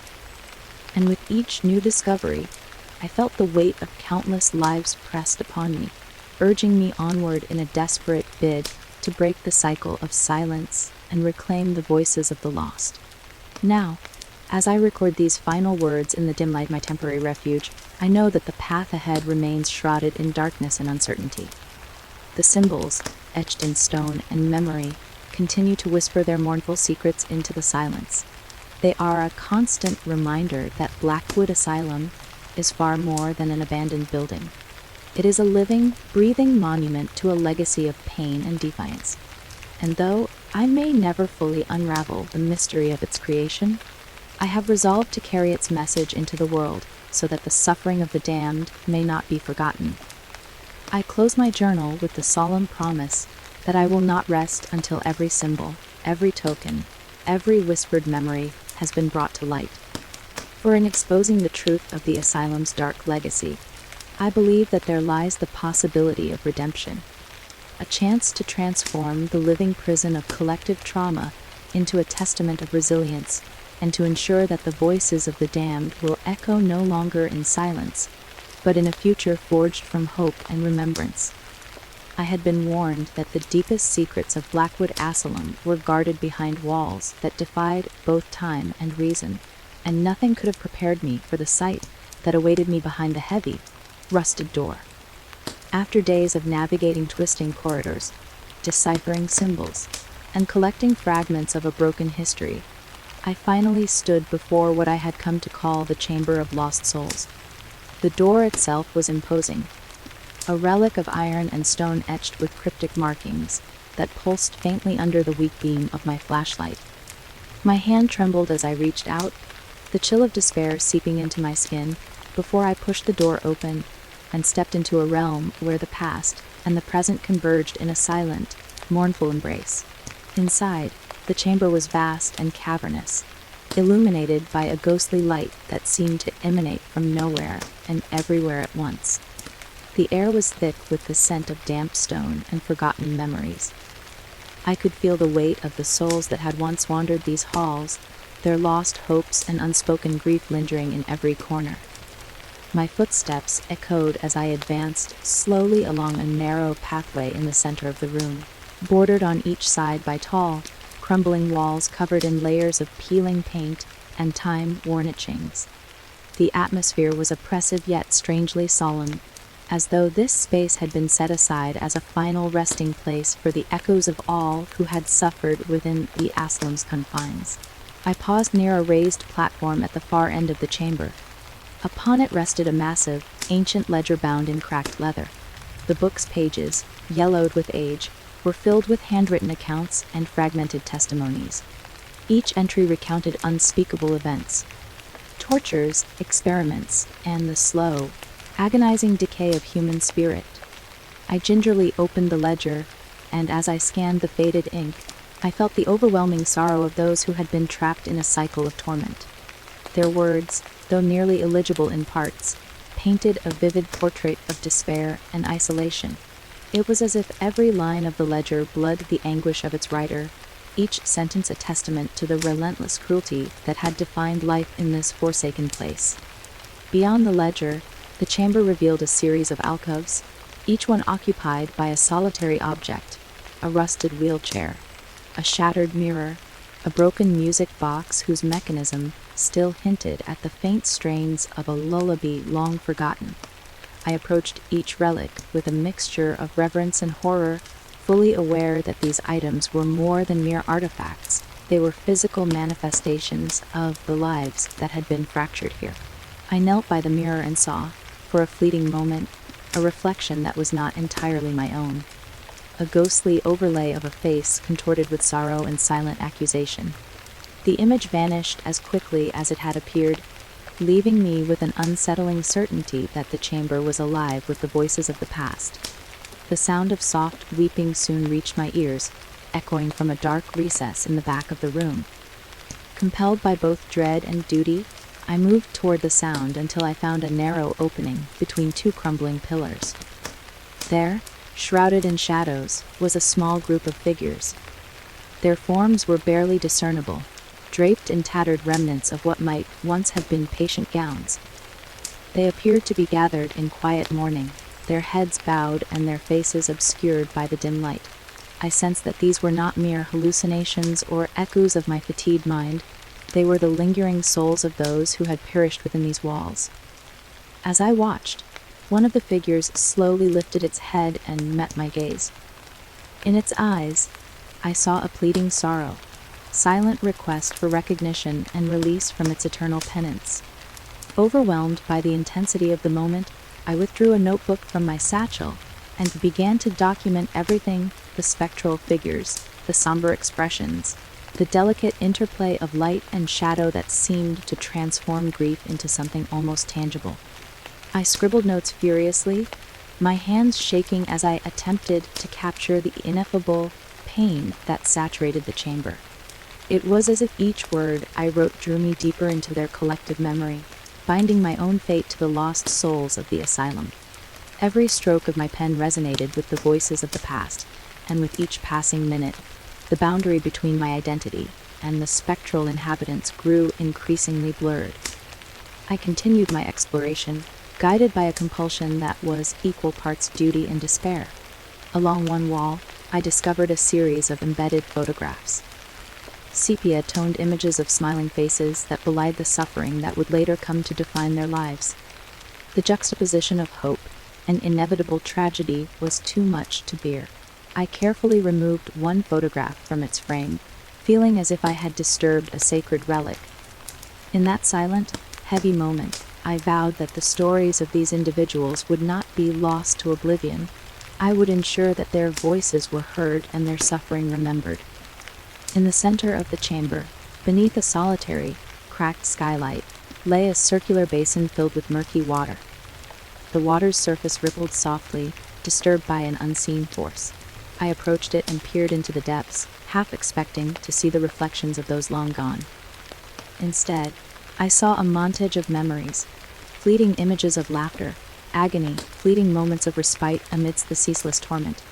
It was as if the basin itself was a mirror into the collective soul of the asylum, a repository of every tear shed, every cry stifled within these walls. I reached out and touched the water, and the cool liquid sent a shock through my veins, reaffirming the connection between the physical and the spiritual that permeated this cursed place. Time seemed to lose all meaning within the chamber. Minutes, hours, perhaps days passed as I moved from one relic to the next, each one a silent testament to a life once lived and abruptly extinguished. The oppressive silence was punctuated only by the soft susurrus of distant voices, a murmur that, though indistinct, carried the weight of infinite sorrow. At one point, I found myself sitting on a cold, stone bench carved with names and dates. It was clearly a memorial, painstakingly etched by hands that sought to honor those who had been forgotten. I traced the letters with my fingertip, feeling the rough texture of the stone and the weight of each name. It was in that moment that I understood. This chamber was not just a repository for lost souls, it was a monument to resilience, a final act of defiance against the erasure of memory. My mind reeled with the magnitude of what I had witnessed. Every artifact, every whispered lament, every sorrowful gaze had imprinted itself upon my soul. I felt the unyielding pressure of history bearing down on me, urging me to confront the darkest aspects of human nature and to bear witness to the unspoken tragedies of the past. It was an unbearable responsibility, yet one I embraced fully, for I knew that the truth of Blackwood Asylum demanded to be told. Determined to honor that responsibility, I gathered the few personal items I had collected during my investigation.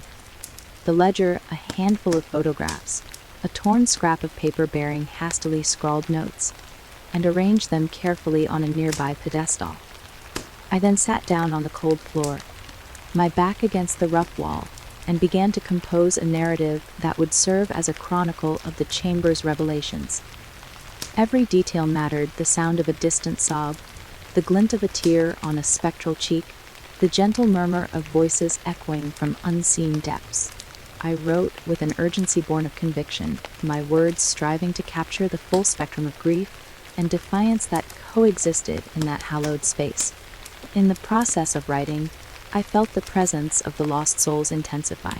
It was as if my act of recording their memories was both a balm and a beacon, a small light in the overwhelming darkness. Their voices grew louder in my mind, whispering secrets of love, loss, and the unyielding struggle for freedom. I could almost see their stories unfolding before me.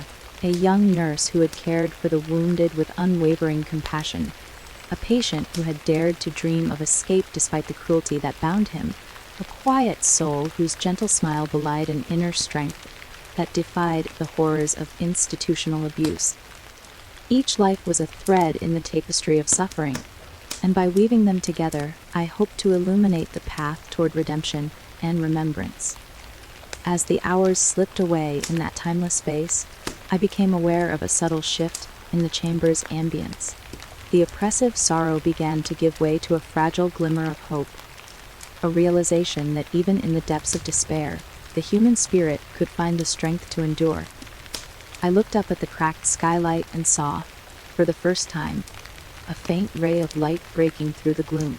It was as if the chamber itself was acknowledging the promise of a new day, a future where the agony of the past might finally be reconciled with the promise of healing. With renewed determination, I rose from the floor and collected my notes and artifacts. I knew that I could not remain in the chamber of lost souls forever. There was work to be done beyond these walls. Yet, as I retraced my steps toward the heavy door through which I had entered, I felt an unspoken bond with the souls I was leaving behind. Their memories, their silent cries for recognition, would forever accompany me as I continued my quest to expose the truth behind Blackwood Asylum's atrocities. Stepping back into the cold corridor, I carried with me the indelible imprint of that chamber, a haunting reminder that the past is never truly lost, but lives on in every whispered memory and every broken remnant left behind. I vowed to honor those voices, to share their stories with a world that had long since forgotten, and to ensure that the legacy of suffering would be transformed into a beacon of hope for future generations. Now, as I sit in the dim light of my temporary refuge, my journal open before me, and my hands still trembling from the intensity of what I experienced, I am compelled to record this final testament. The Chamber of Lost Souls has revealed its dark secrets to me, and with them, the weight of countless lives that have been sacrificed to the relentless march of cruelty and despair. I am but one voice among many, yet I am determined to speak for those who can no longer speak for themselves. Their stories, etched in stone, whispered in silence, and preserved in the recesses of this forsaken place, demand to be heard.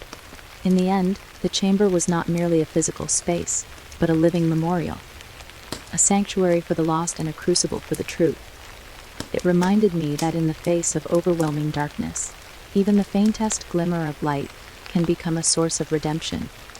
I close this chapter with a heavy heart, but also with a fierce resolve to continue my journey, to uncover every hidden truth, and to ensure that the voices of the damned are never silenced again.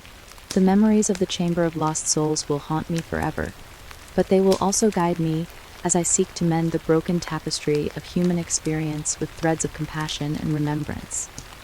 With every step I take beyond these walls, I carry the weight of their legacy, and the hope that, in time, their suffering may be transformed into a force for healing and renewal.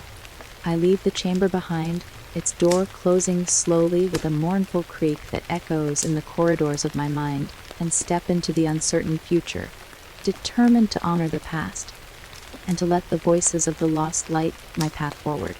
I had long suspected that Blackwood Asylum held secrets deeper than its decaying corridors and the tormented echoes of its past. In my previous wanderings, through shifting hallways, hidden chambers, and cryptic symbols, I had begun to piece together fragments of a terrible history. Yet nothing could have prepared me for the revelations that would emerge from the darkness that now enveloped me. I found myself drawn, almost magnetically, to an area of the asylum that even the restless ghosts seemed to avoid. The further I walked, the thicker the darkness became, until I was plunged into an almost total absence of light. My flashlight's beam was feeble against the oppressive gloom, but it was enough to guide me along a narrow passage where the walls themselves appeared to weep with condensation. Here, in this forsaken stretch of the asylum, the boundary between reality and nightmare began to dissolve. I stepped cautiously forward, my senses straining to pick up even the faintest sound: creak of wood, a whisper of wind, the low hum of something indescribable. Each step was accompanied by a growing unease that made my skin crawl. I felt as though unseen eyes were fixed on me, scrutinizing my every movement. The atmosphere was thick with an almost tangible energy, as if the building were gathering its strength to reveal a secret it had guarded for decades. I could sense that every wall, every stain on the floor, was charged with memories that were desperate to be acknowledged. At the end of the passage, I discovered a heavy wooden door, its surface scarred by time and engraved with faded symbols that glowed faintly in the darkness. I paused, my heart pounding, uncertain whether to press on or retreat, but an internal voice, quiet yet insistent, urged me forward, promising that beyond this threshold lay the truth I had been searching for. With trembling hands, I pushed the door open. It groaned in protest, and a rush of cold air greeted me as I stepped into a vast, cavernous space that defied all logic. The room was immense, its vaulted ceiling lost in shadows that seemed to ripple with hidden life. In the center of the chamber stood a colossal structure, reminiscent of an ancient altar. It was constructed of blackened stone, its surface etched with intricate patterns that pulsated in the dim light. Surrounding the altar were numerous relics, rusted medical instruments, cracked mirrors, and piles of brittle documents. Each object appeared deliberately placed, as if part of a ritual designed to capture the anguish of the past and transform it into something both dreadful and profound. I could feel the overwhelming weight of countless lost souls, their memories fused into the very fabric of the room. I approached the altar slowly, acutely aware of the oppressive silence that reigned here. There was no ambient hum, no soft whisper, only the sound of my own breath and the distant echo of my footsteps. I reached out a tentative hand to trace one of the carved patterns. The stone was cold and rough, yet it seemed to vibrate with an energy that sent shivers up my arm. In that moment, I understood. This altar was not merely a monument to past atrocities, but a conduit for the asylum's collective trauma, a repository into which every sorrow, every regret had been poured. The realization was both horrifying and mesmerizing. I circled the altar, studying the carvings and the arrangement of objects with an intensity born of desperate need. My mind raced as I recalled the cryptic note and some symbols I had encountered in earlier parts of my investigation. Here, in the heart of the darkness, everything began to converge. The experiments detailed in hidden journals, the recurring motifs etched into the walls, and the spectral figures that haunted my dreams. All of these threads were woven together into a single, disturbing tapestry. It was as if the very structure of Blackwood Asylum had been designed not just to imprison its inmates, but to trap their collective memory and channel it into an indestructible force. I knelt before the altar and opened a brittle folder that lay on a stone pedestal beside it. The folder contained a series of photographs and handwritten notes, evidence of unspeakable experiments and rituals that had been carried out within these walls. The images were disturbing blurred faces, contorted expressions, and shadowy figures caught in moments of agony. The notes, scrawled in hurried, almost frantic handwriting, mentioned a project called Eidolon. According to the fragmented texts, Eidolon was an attempt to harness the intangible, transforming raw human emotion into a tangible, almost elemental force. The notion was absurd and terrifying. Had the asylum's designers actually attempted to capture and weaponize despair? The implications were staggering. As I absorbed these revelations, I became aware of a subtle shift in the atmosphere. The temperature dropped further, and the oppressive weight of the room seemed to intensify. I heard a soft murmur, like the collective whisper of many voices speaking at once, yet too low for any individual words to be discerned. The sound resonated deep within me, stirring memories I had long buried. I closed my eyes for a moment, allowing the murmurs to wash over me, and in that darkness, I saw flashes of images that were not entirely my own. Moments of anguish, despair, and silent rebellion. It was as if the room was imparting its knowledge upon me, urging me to understand that the suffering contained within these walls was not random, but the result of deliberate, calculated cruelty. My heart hammered in my chest as I rose to my feet. I realized that the altar was not merely a monument, but a kind of psychic battery, one that had been fueled by the relentless torment inflicted upon those who had been confined here. The experimenters had sought to distill the essence of human misery and concentrate it into a force they could control. And in doing so, they had inadvertently given the asylum a life of its own, a malevolent consciousness that continued to feed on the grief of the past. I shuddered at the thought that the darkness I had encountered might be the very soul of Blackwood Asylum, an entity born of pain and sustained by memory. Determined to understand more, I began to examine the relics arrayed around the altar. Among the scattered objects, I discovered a peculiar artifact, a small, intricately carved box made of dark wood, its surface inlaid with symbols similar to those I had seen throughout the building.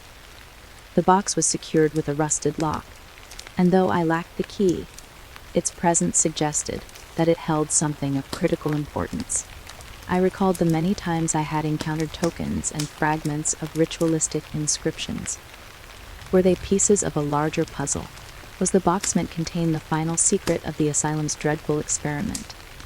I carefully lifted the box and cradled it in my hands.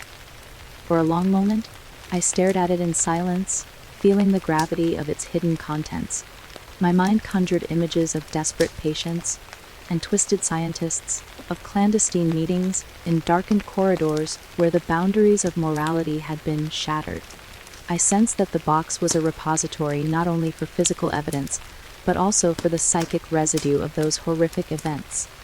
With an effort born of both dread and resolve, I tucked the box into the inner pocket of my jacket, determined that it must be taken with me for further study. Its secrets, I felt, were vital to understanding the true nature of the asylum's dark power. As I moved to leave the chamber, the murmur of voices intensified, echoing off the stone walls with increasing urgency. I paused at the threshold, glancing back at the altar and the relics that testified to a past steeped in sorrow. In that moment, I felt as though the chamber itself was speaking directly to me, urging me to carry its legacy into the light of day. The revelation was clear: the experiments and the rituals, the agony and the hope were all intertwined. The asylum had become a living monument to the resilience of the human spirit, even as it was mired in cruelty. It was a paradox that I could neither fully comprehend nor escape. I stepped back into the corridor, the heavy door closing behind me with a resonant thud that seemed to seal the chamber's secrets within. The cool darkness of the passageway was now imbued with a new significance, a reminder that even in the deepest shadows, revelations awaited those brave enough to seek them. Every step I took from that point forward was weighted with the knowledge that the true horror of Blackwood Asylum was not confined to its physical structure, but lived in the hearts and minds of all who had suffered there. In the days that followed, I found myself haunted by the revelations of that chamber. The images of tortured faces, the sound of whispered memories, and the palpable presence of despair became recurring motifs in my thoughts. I spent countless hours poring over the documents and photographs I had recovered, trying to piece together the narrative of Project Eidolon and the dark rituals that had given birth to the asylum's malevolent consciousness. Each new discovery deepened the mystery and compounded my sense of responsibility.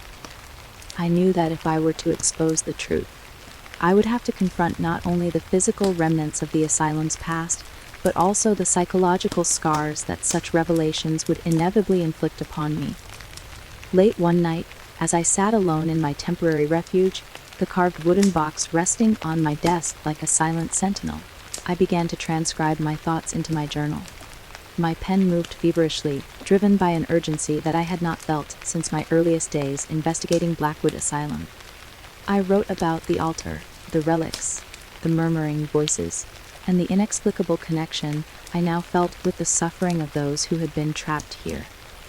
I described the box as a key that might unlock the final chapter of this terrible story and, perhaps, offer a glimmer of redemption for the countless souls who had been lost. As I recorded my reflections, I could not shake the feeling that I was standing on the precipice of something monumental. The darkness had revealed its secrets in shards of memory and symbols of pain, and I sensed that a final, decisive revelation was imminent. The asylum's legacy, I realized, was not solely one of torment, but also of defiant survival. In exposing the grotesque experiments and the unyielding power of collective trauma, I might be able to bring light to a truth that had been shrouded in darkness for far too long.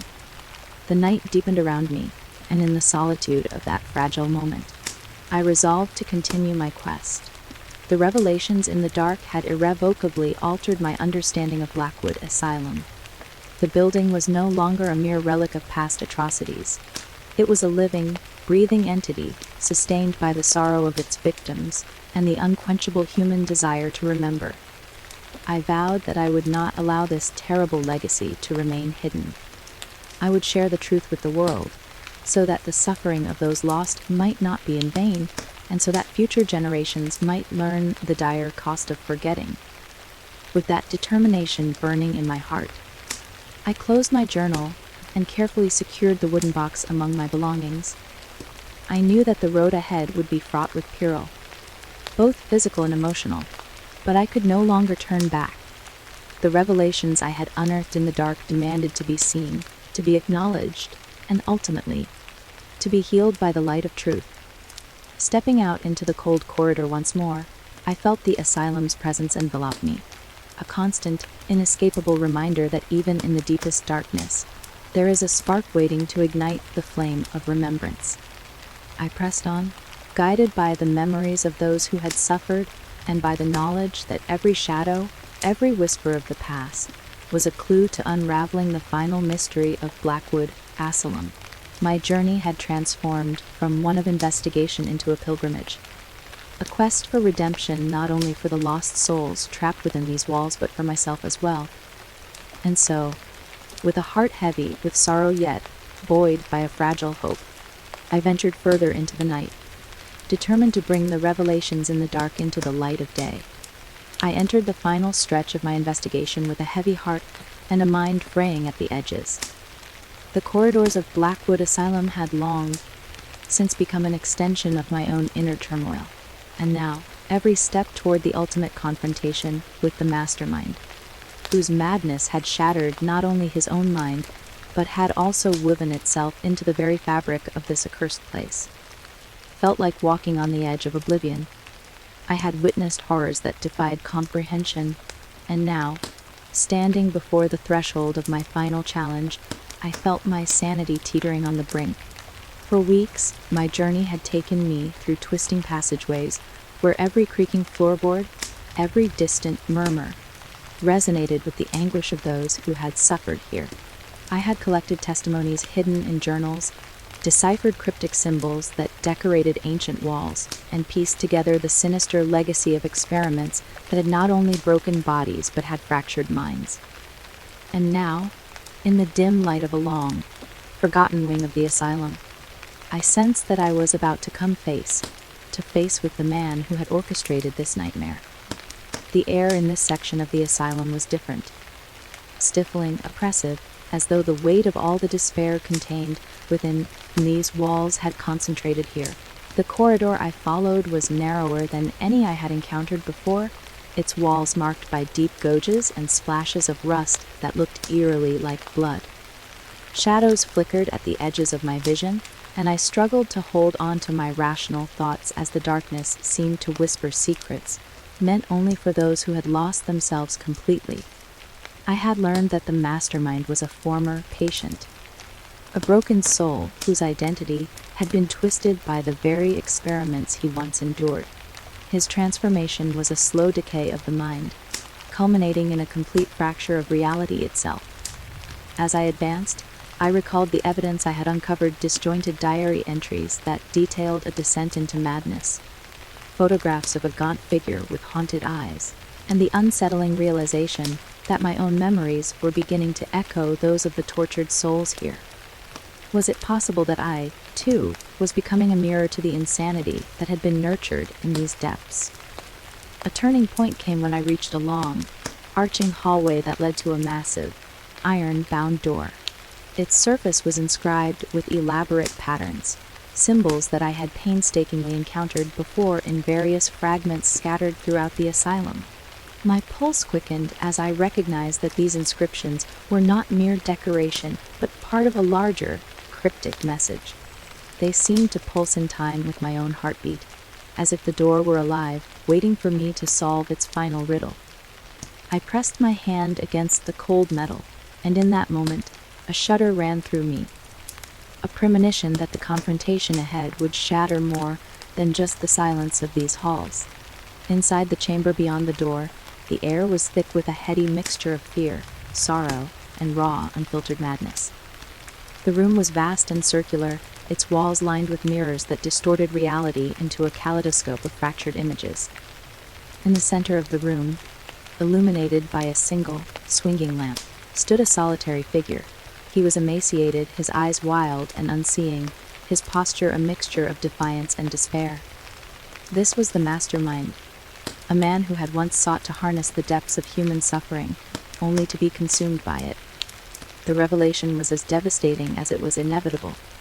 The face of madness was no stranger to me, for in his fractured gaze I saw reflections of my own inner torment. The confrontation was silent at first. We regarded each other across the echoing void, our eyes locked in a battle of wills. The air vibrated with unspoken accusations and the shared recognition of our brokenness. I felt the weight of his memories press upon me, a tidal surge of anguish, regret, and a hopeless longing for redemption. It was then that he spoke, his voice a trembling whisper that seemed to come from both far away and right beside me. "You have come to witness the truth," he rasped, his tone laden with a sorrow that belied his madness. "But do you truly understand the cost of remembrance? In seeking to expose our pain, you risk becoming part of it." I swallowed hard, my own voice barely audible as I replied, "I must know. The suffering that has been inflicted here, by you, by those who orchestrated these experiments, cannot remain hidden. It must be acknowledged, so that the world may learn and heal." He laughed, a hollow, bitter sound that echoed off the mirrored walls, and for a moment the chamber seemed to spin. "Healing," he murmured. "There is no healing here, only the endless echo of shattered minds. I have become both the architect and the victim of this labyrinth of despair. And now, you stand at its precipice, destined to join us in our perpetual torment." At the intensity of his words, combined with the overwhelming presence of the room and the memories that surged within me, shattered the final barriers I had built around my sanity. In that moment, a flood of memories and emotions, my own and those of the lost souls of Blackwood Asylum, overwhelmed me. I saw flashes of my past intermingling with his tortured recollections, the silent screams, the desperate clinging to hope, the slow, agonizing decay of the human spirit under the weight of unending suffering. The turning point came when the mastermind stepped forward, his eyes filled with a mixture of despair and a disturbing clarity. "You think that by revealing the truth, you can save them. You believe that acknowledgement can mend the broken." His voice cracked, as though the question itself had become a burden too heavy to bear. "But the truth is a poison that seeps into the soul. It fractures the mind, leaving nothing whole. I am living proof of that." I steadied myself, fighting back tears that blurred the line between my own anguish and the echo of his pain. "Maybe," I whispered, "but without truth, we remain trapped in a lie. A cycle of denial that only perpetuates the suffering. I choose to risk the fracture if it means that we can finally break free of this endless torment." For what felt like an eternity, we stood there in the oppressive gloom, two souls bound by a shared destiny of anguish and defiance. Then, as if compelled by forces beyond our control, our inner voices began to merge. In that psychic exchange, I experienced a moment of profound clarity, a revelation that the experiments were not solely about the destruction of identity, but also about the extraction and manipulation of memory. The mastermind's fractured mind had become a canvas for every lingering trauma, and in his madness, he had given form to a collective suffering that transcended time and space. In a sudden surge of emotion, I reached out to him. My hand, trembling but resolute, closed around his, and in that touch, I felt the electric jolt of recognition. It was as though our connection unlocked a hidden door inside my mind, a door through which the suppressed memories of my own past rushed forth. I recalled moments of inexplicable sadness, fragmented dreams, and the long, buried guilt of events I could not fully remember. In that instant, the barrier between my identity and the collective memory of the asylum shattered completely. As I clung to his hand, I sensed his resistance begin to crumble. His once wild eyes filled with tears that carried the weight of a lifetime of sorrow and regret. "You understand," he whispered, his voice a pained mixture of relief and despair. "We are all fractured, doomed to wander in search of a wholeness that may never be reclaimed." The emotional intensity of the moment nearly overwhelmed me. In that shared embrace of despair, our minds seemed to collide, merging fragments of lost memories and painful truths into one torrent of raw emotion. I felt his experiences, his torment, and his hopelessness intermingled with my own, an inescapable tapestry of suffering woven together by the relentless hand of fate. Then came the climax, the final, cataclysmic moment when the full force of our combined anguish threatened to engulf us. The chamber trembled as if resonating with the impact of our fractured souls colliding. In that chaos, the mirrored walls shattered in a cascade of glittering fragments, and a blinding flash of light filled the space. For a heartbeat, time itself seemed to stop as the overwhelming power of our shared revelation surged through me. When the light subsided, I found myself alone, standing amid the ruins of what had been our confrontation. The mastermind was gone, vanished as if consumed by the very madness that had defined him. In his place, a single, haunting whisper lingered in the air. We are all lost, yet in our loss, we find our truth. I staggered out of the chamber, my mind reeling with the enormity of what had transpired. The echoes of our union, the merging of two fractured minds, reverberated inside me, leaving an indelible mark on my very being. I knew, without a doubt, that my fate was now intertwined with the tortured legacy of Blackwood Asylum. I had been forced to confront the darkest recesses of my soul, and in doing so, I had come to accept that true healing might only be possible through the acknowledgement of our deepest wounds. In the days that followed, I spent countless hours re-examining every scrap of evidence I had gathered. The diaries, the photographs, the cryptic symbols, and I began to see them in a new light. Each fragment of memory, no matter how painful, was a crucial piece of a vast and complex puzzle. I realized that the mastermind's experiments were not solely acts of cruelty, but desperate attempts to force the human spirit to confront its own vulnerabilities. In his fractured mind, I saw a mirror of my own hidden fears, and I understood that the legacy of Blackwood Asylum was a warning that in our pursuit of progress, we must never forget the cost paid in human suffering. As I documented these revelations in my journal, I also found myself grappling with the knowledge that my journey had irrevocably changed me. The confrontation with the shattered mind had left me both broken and strangely whole. A paradox I would come to understand in time. I had seen the darkness at its most profound, and had emerged with the realization that healing does not come from erasing the past, but from accepting its scars and allowing them to guide us toward a future of greater empathy and understanding. Now, as I prepare to leave these accursed halls behind, I feel the weight of all that I have witnessed pressing upon me. I know that my path will be forever marked by the tortured legacy of Blackwood Asylum, and that my mind, though forever fractured in some small way, has gained a clarity born of deep pain. The mastermind's final words echo in my mind. We are all lost, yet find our truth.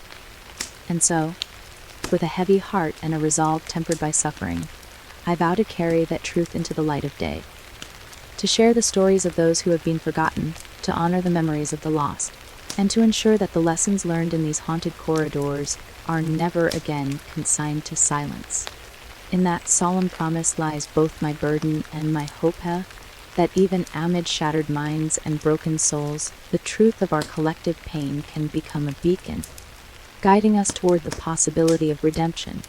I leave Blackwood Asylum with scars that will forever remind me of the cost of unchecked cruelty and the profound resilience of the human spirit. Though my own mind may bear the marks of what I have seen, I choose to believe that in embracing our fractured nature, we may ultimately find a way to heal the wounds of the past, and in doing so, reclaim the wholeness that was once thought lost. I stepped out of Blackwood Asylum for the final time that rain-soaked evening with a heavy heart and a mind forever altered by the horrors I had witnessed. The storm raged overhead as if echoing the turbulent emotions surging within me. Every step I took away from that cursed building felt like both an escape and a descent into a deeper understanding of my own fractured soul. I had spent months unearthing secrets hidden in its labyrinthine corridors. Secrets of psychological experiments, spectral apparitions, cryptic symbols, and lost memories. Now, in the cool night air, the asylum's legacy pressed upon me like a tangible weight, its echoes of trauma seared into my memory. For as long as I could remember, I had been drawn to stories of forgotten places and unspeakable atrocities, but nothing could have prepared me for the personal cost of confronting the darkness housed within Blackwood's walls. The asylum was not merely a building. It was an entity born of collective sorrow and cruelty, a monument to human suffering that had grown sentient with the memories of its victims. Its influence had seeped into my every thought over those long months, blurring the line between my own experiences and the relentless torment that had been inflicted on those who once called it home. In the final days of my investigation, I found that my journal had become more than a record of evidence. It was a repository of my soul.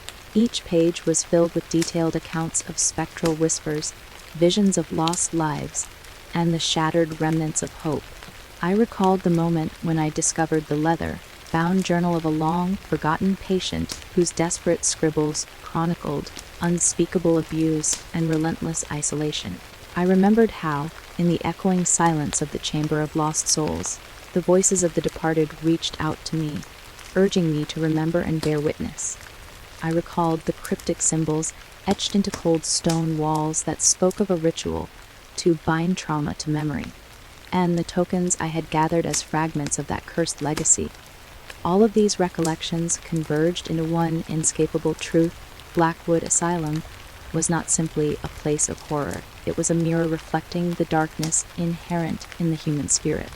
That final confrontation with the fractured mastermind, the man whose madness had been both a product and a perpetuator of the experiments, had shattered any remaining illusion of a clear division between victim and perpetrator.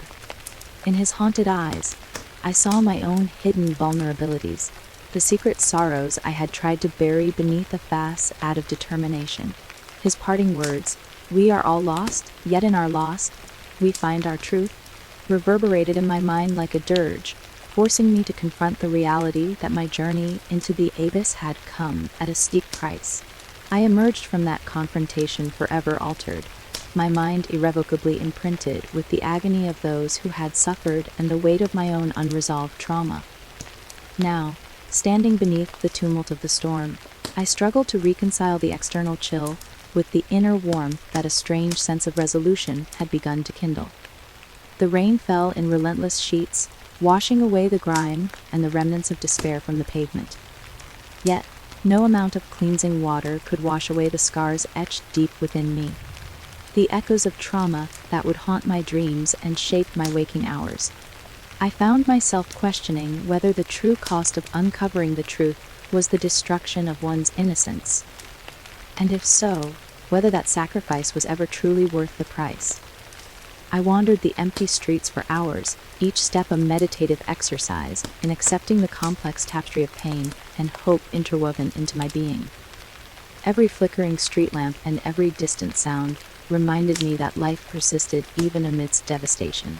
I recalled the faces I had seen in the asylum, the nurse whose quiet compassion had shone through even in the darkest moments, the patient whose desperate laughter had defied the suffocating despair, and the silent countless whose memories now lived on in the crumbling walls. Their voices, though subdued, became the rhythm to which my heart now beat. I began to understand that trauma, no matter how deep, was not an unchangeable destiny, but a call to remember and, eventually, to heal. As I trudged onward, my thoughts turned to the possibility of redemption through the act of remembrance.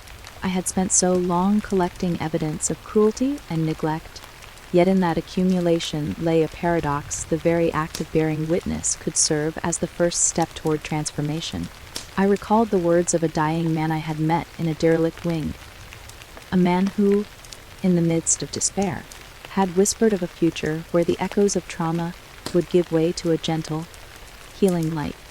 His voice, though weak, had carried the promise of reconciliation, and it stirred in me a determination to use the truth as a means to mend the fractures not only of my own spirit, but also of a society numbed by indifference.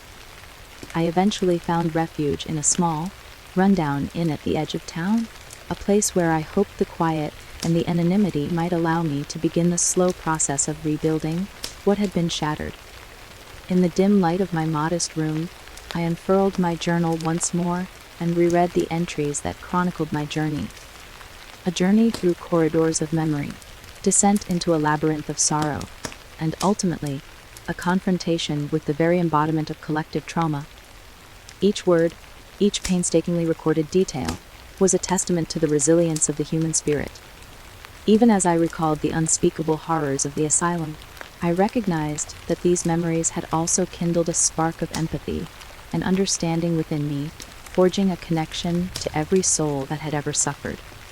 In the quiet solitude of that night, I resolved to honor the legacy of Blackwood Asylum by sharing its story with the world, not as a tale of unmitigated despair, but as a narrative of survival, a chronicle of the human capacity to endure, to bear witness, and ultimately to heal.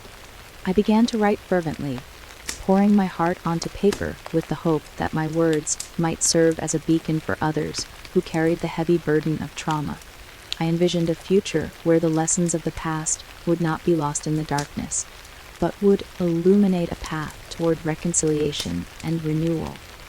In my writing, I sought to capture the duality of suffering and resilience, acknowledging that even the deepest wounds could, in time, give way to the light of understanding.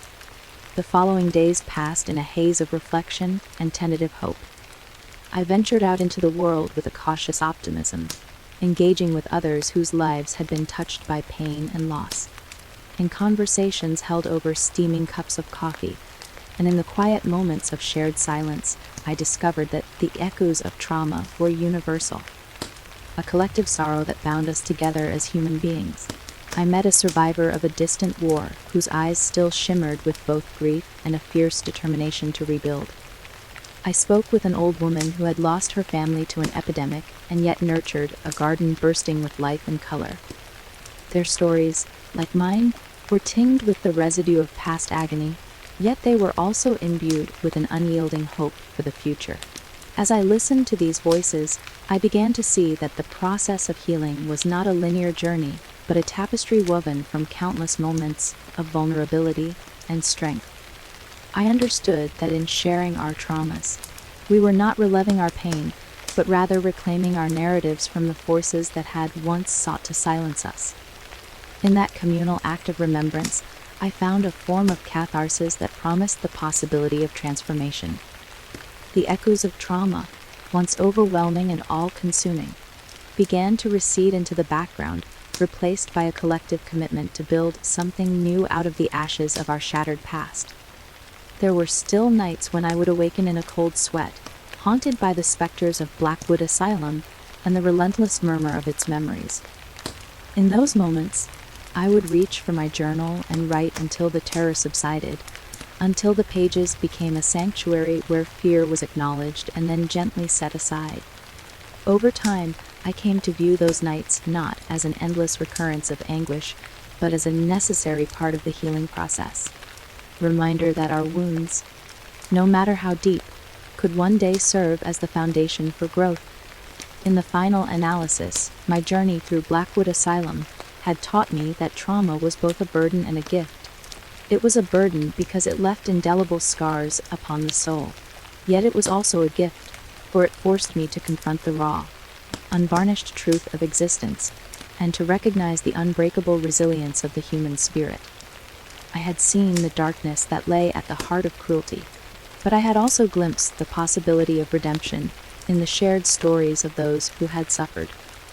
In embracing the echoes of trauma, I had discovered that healing was not a matter of erasing the past, but of weaving its lessons into the tapestry of a renewed self. Now, as I prepare to move forward into an uncertain future, I carry with me not only the memories of unspeakable horror, but also the promise of hope, a hope that arises from our collective capacity to acknowledge, to empathize, and ultimately, to transform pain into the seed of rebirth. I know that the journey will be long and fraught with setbacks, but I also know that every step taken in the light is a step away from the suffocating darkness of forgotten trauma. The asylum's echoes will forever resonate in my mind, a reminder of both the fragility and the strength of the human soul. In sharing my story, I hope to honor the countless lives that were lost to cruelty and neglect, and to create a legacy where truth is not hidden in the shadows, but celebrated in the light of remembrance. I have learned that while trauma may fracture the mind, it can also unite us in our shared humanity, compelling us to listen, to care, and to rebuild. Tonight, as the storm subsides and the first tentative rays of dawn break over the horizon, I set down my pen with a profound sense of gratitude. I am not the same person who first walked through the ruined gates of Blackwood Asylum. I have been scarred, yes, but I have also been reborn. The echoes of trauma that once threatened to overwhelm me have become the very cadence of my resilience, a constant reminder that even in our darkest hours, we possess the strength to forge a future defined not by our suffering, but by our capacity to heal and to love. And so, with a heart both heavy and hopeful, I step into the new day, determined to carry the truth of Blackwood Asylum into the world, and to honor the legacy of every soul whose memory still lingers in those haunted halls. In the end, it is not the darkness that defines us, but the light we kindle from within, and that light, however faint, is enough to guide us home,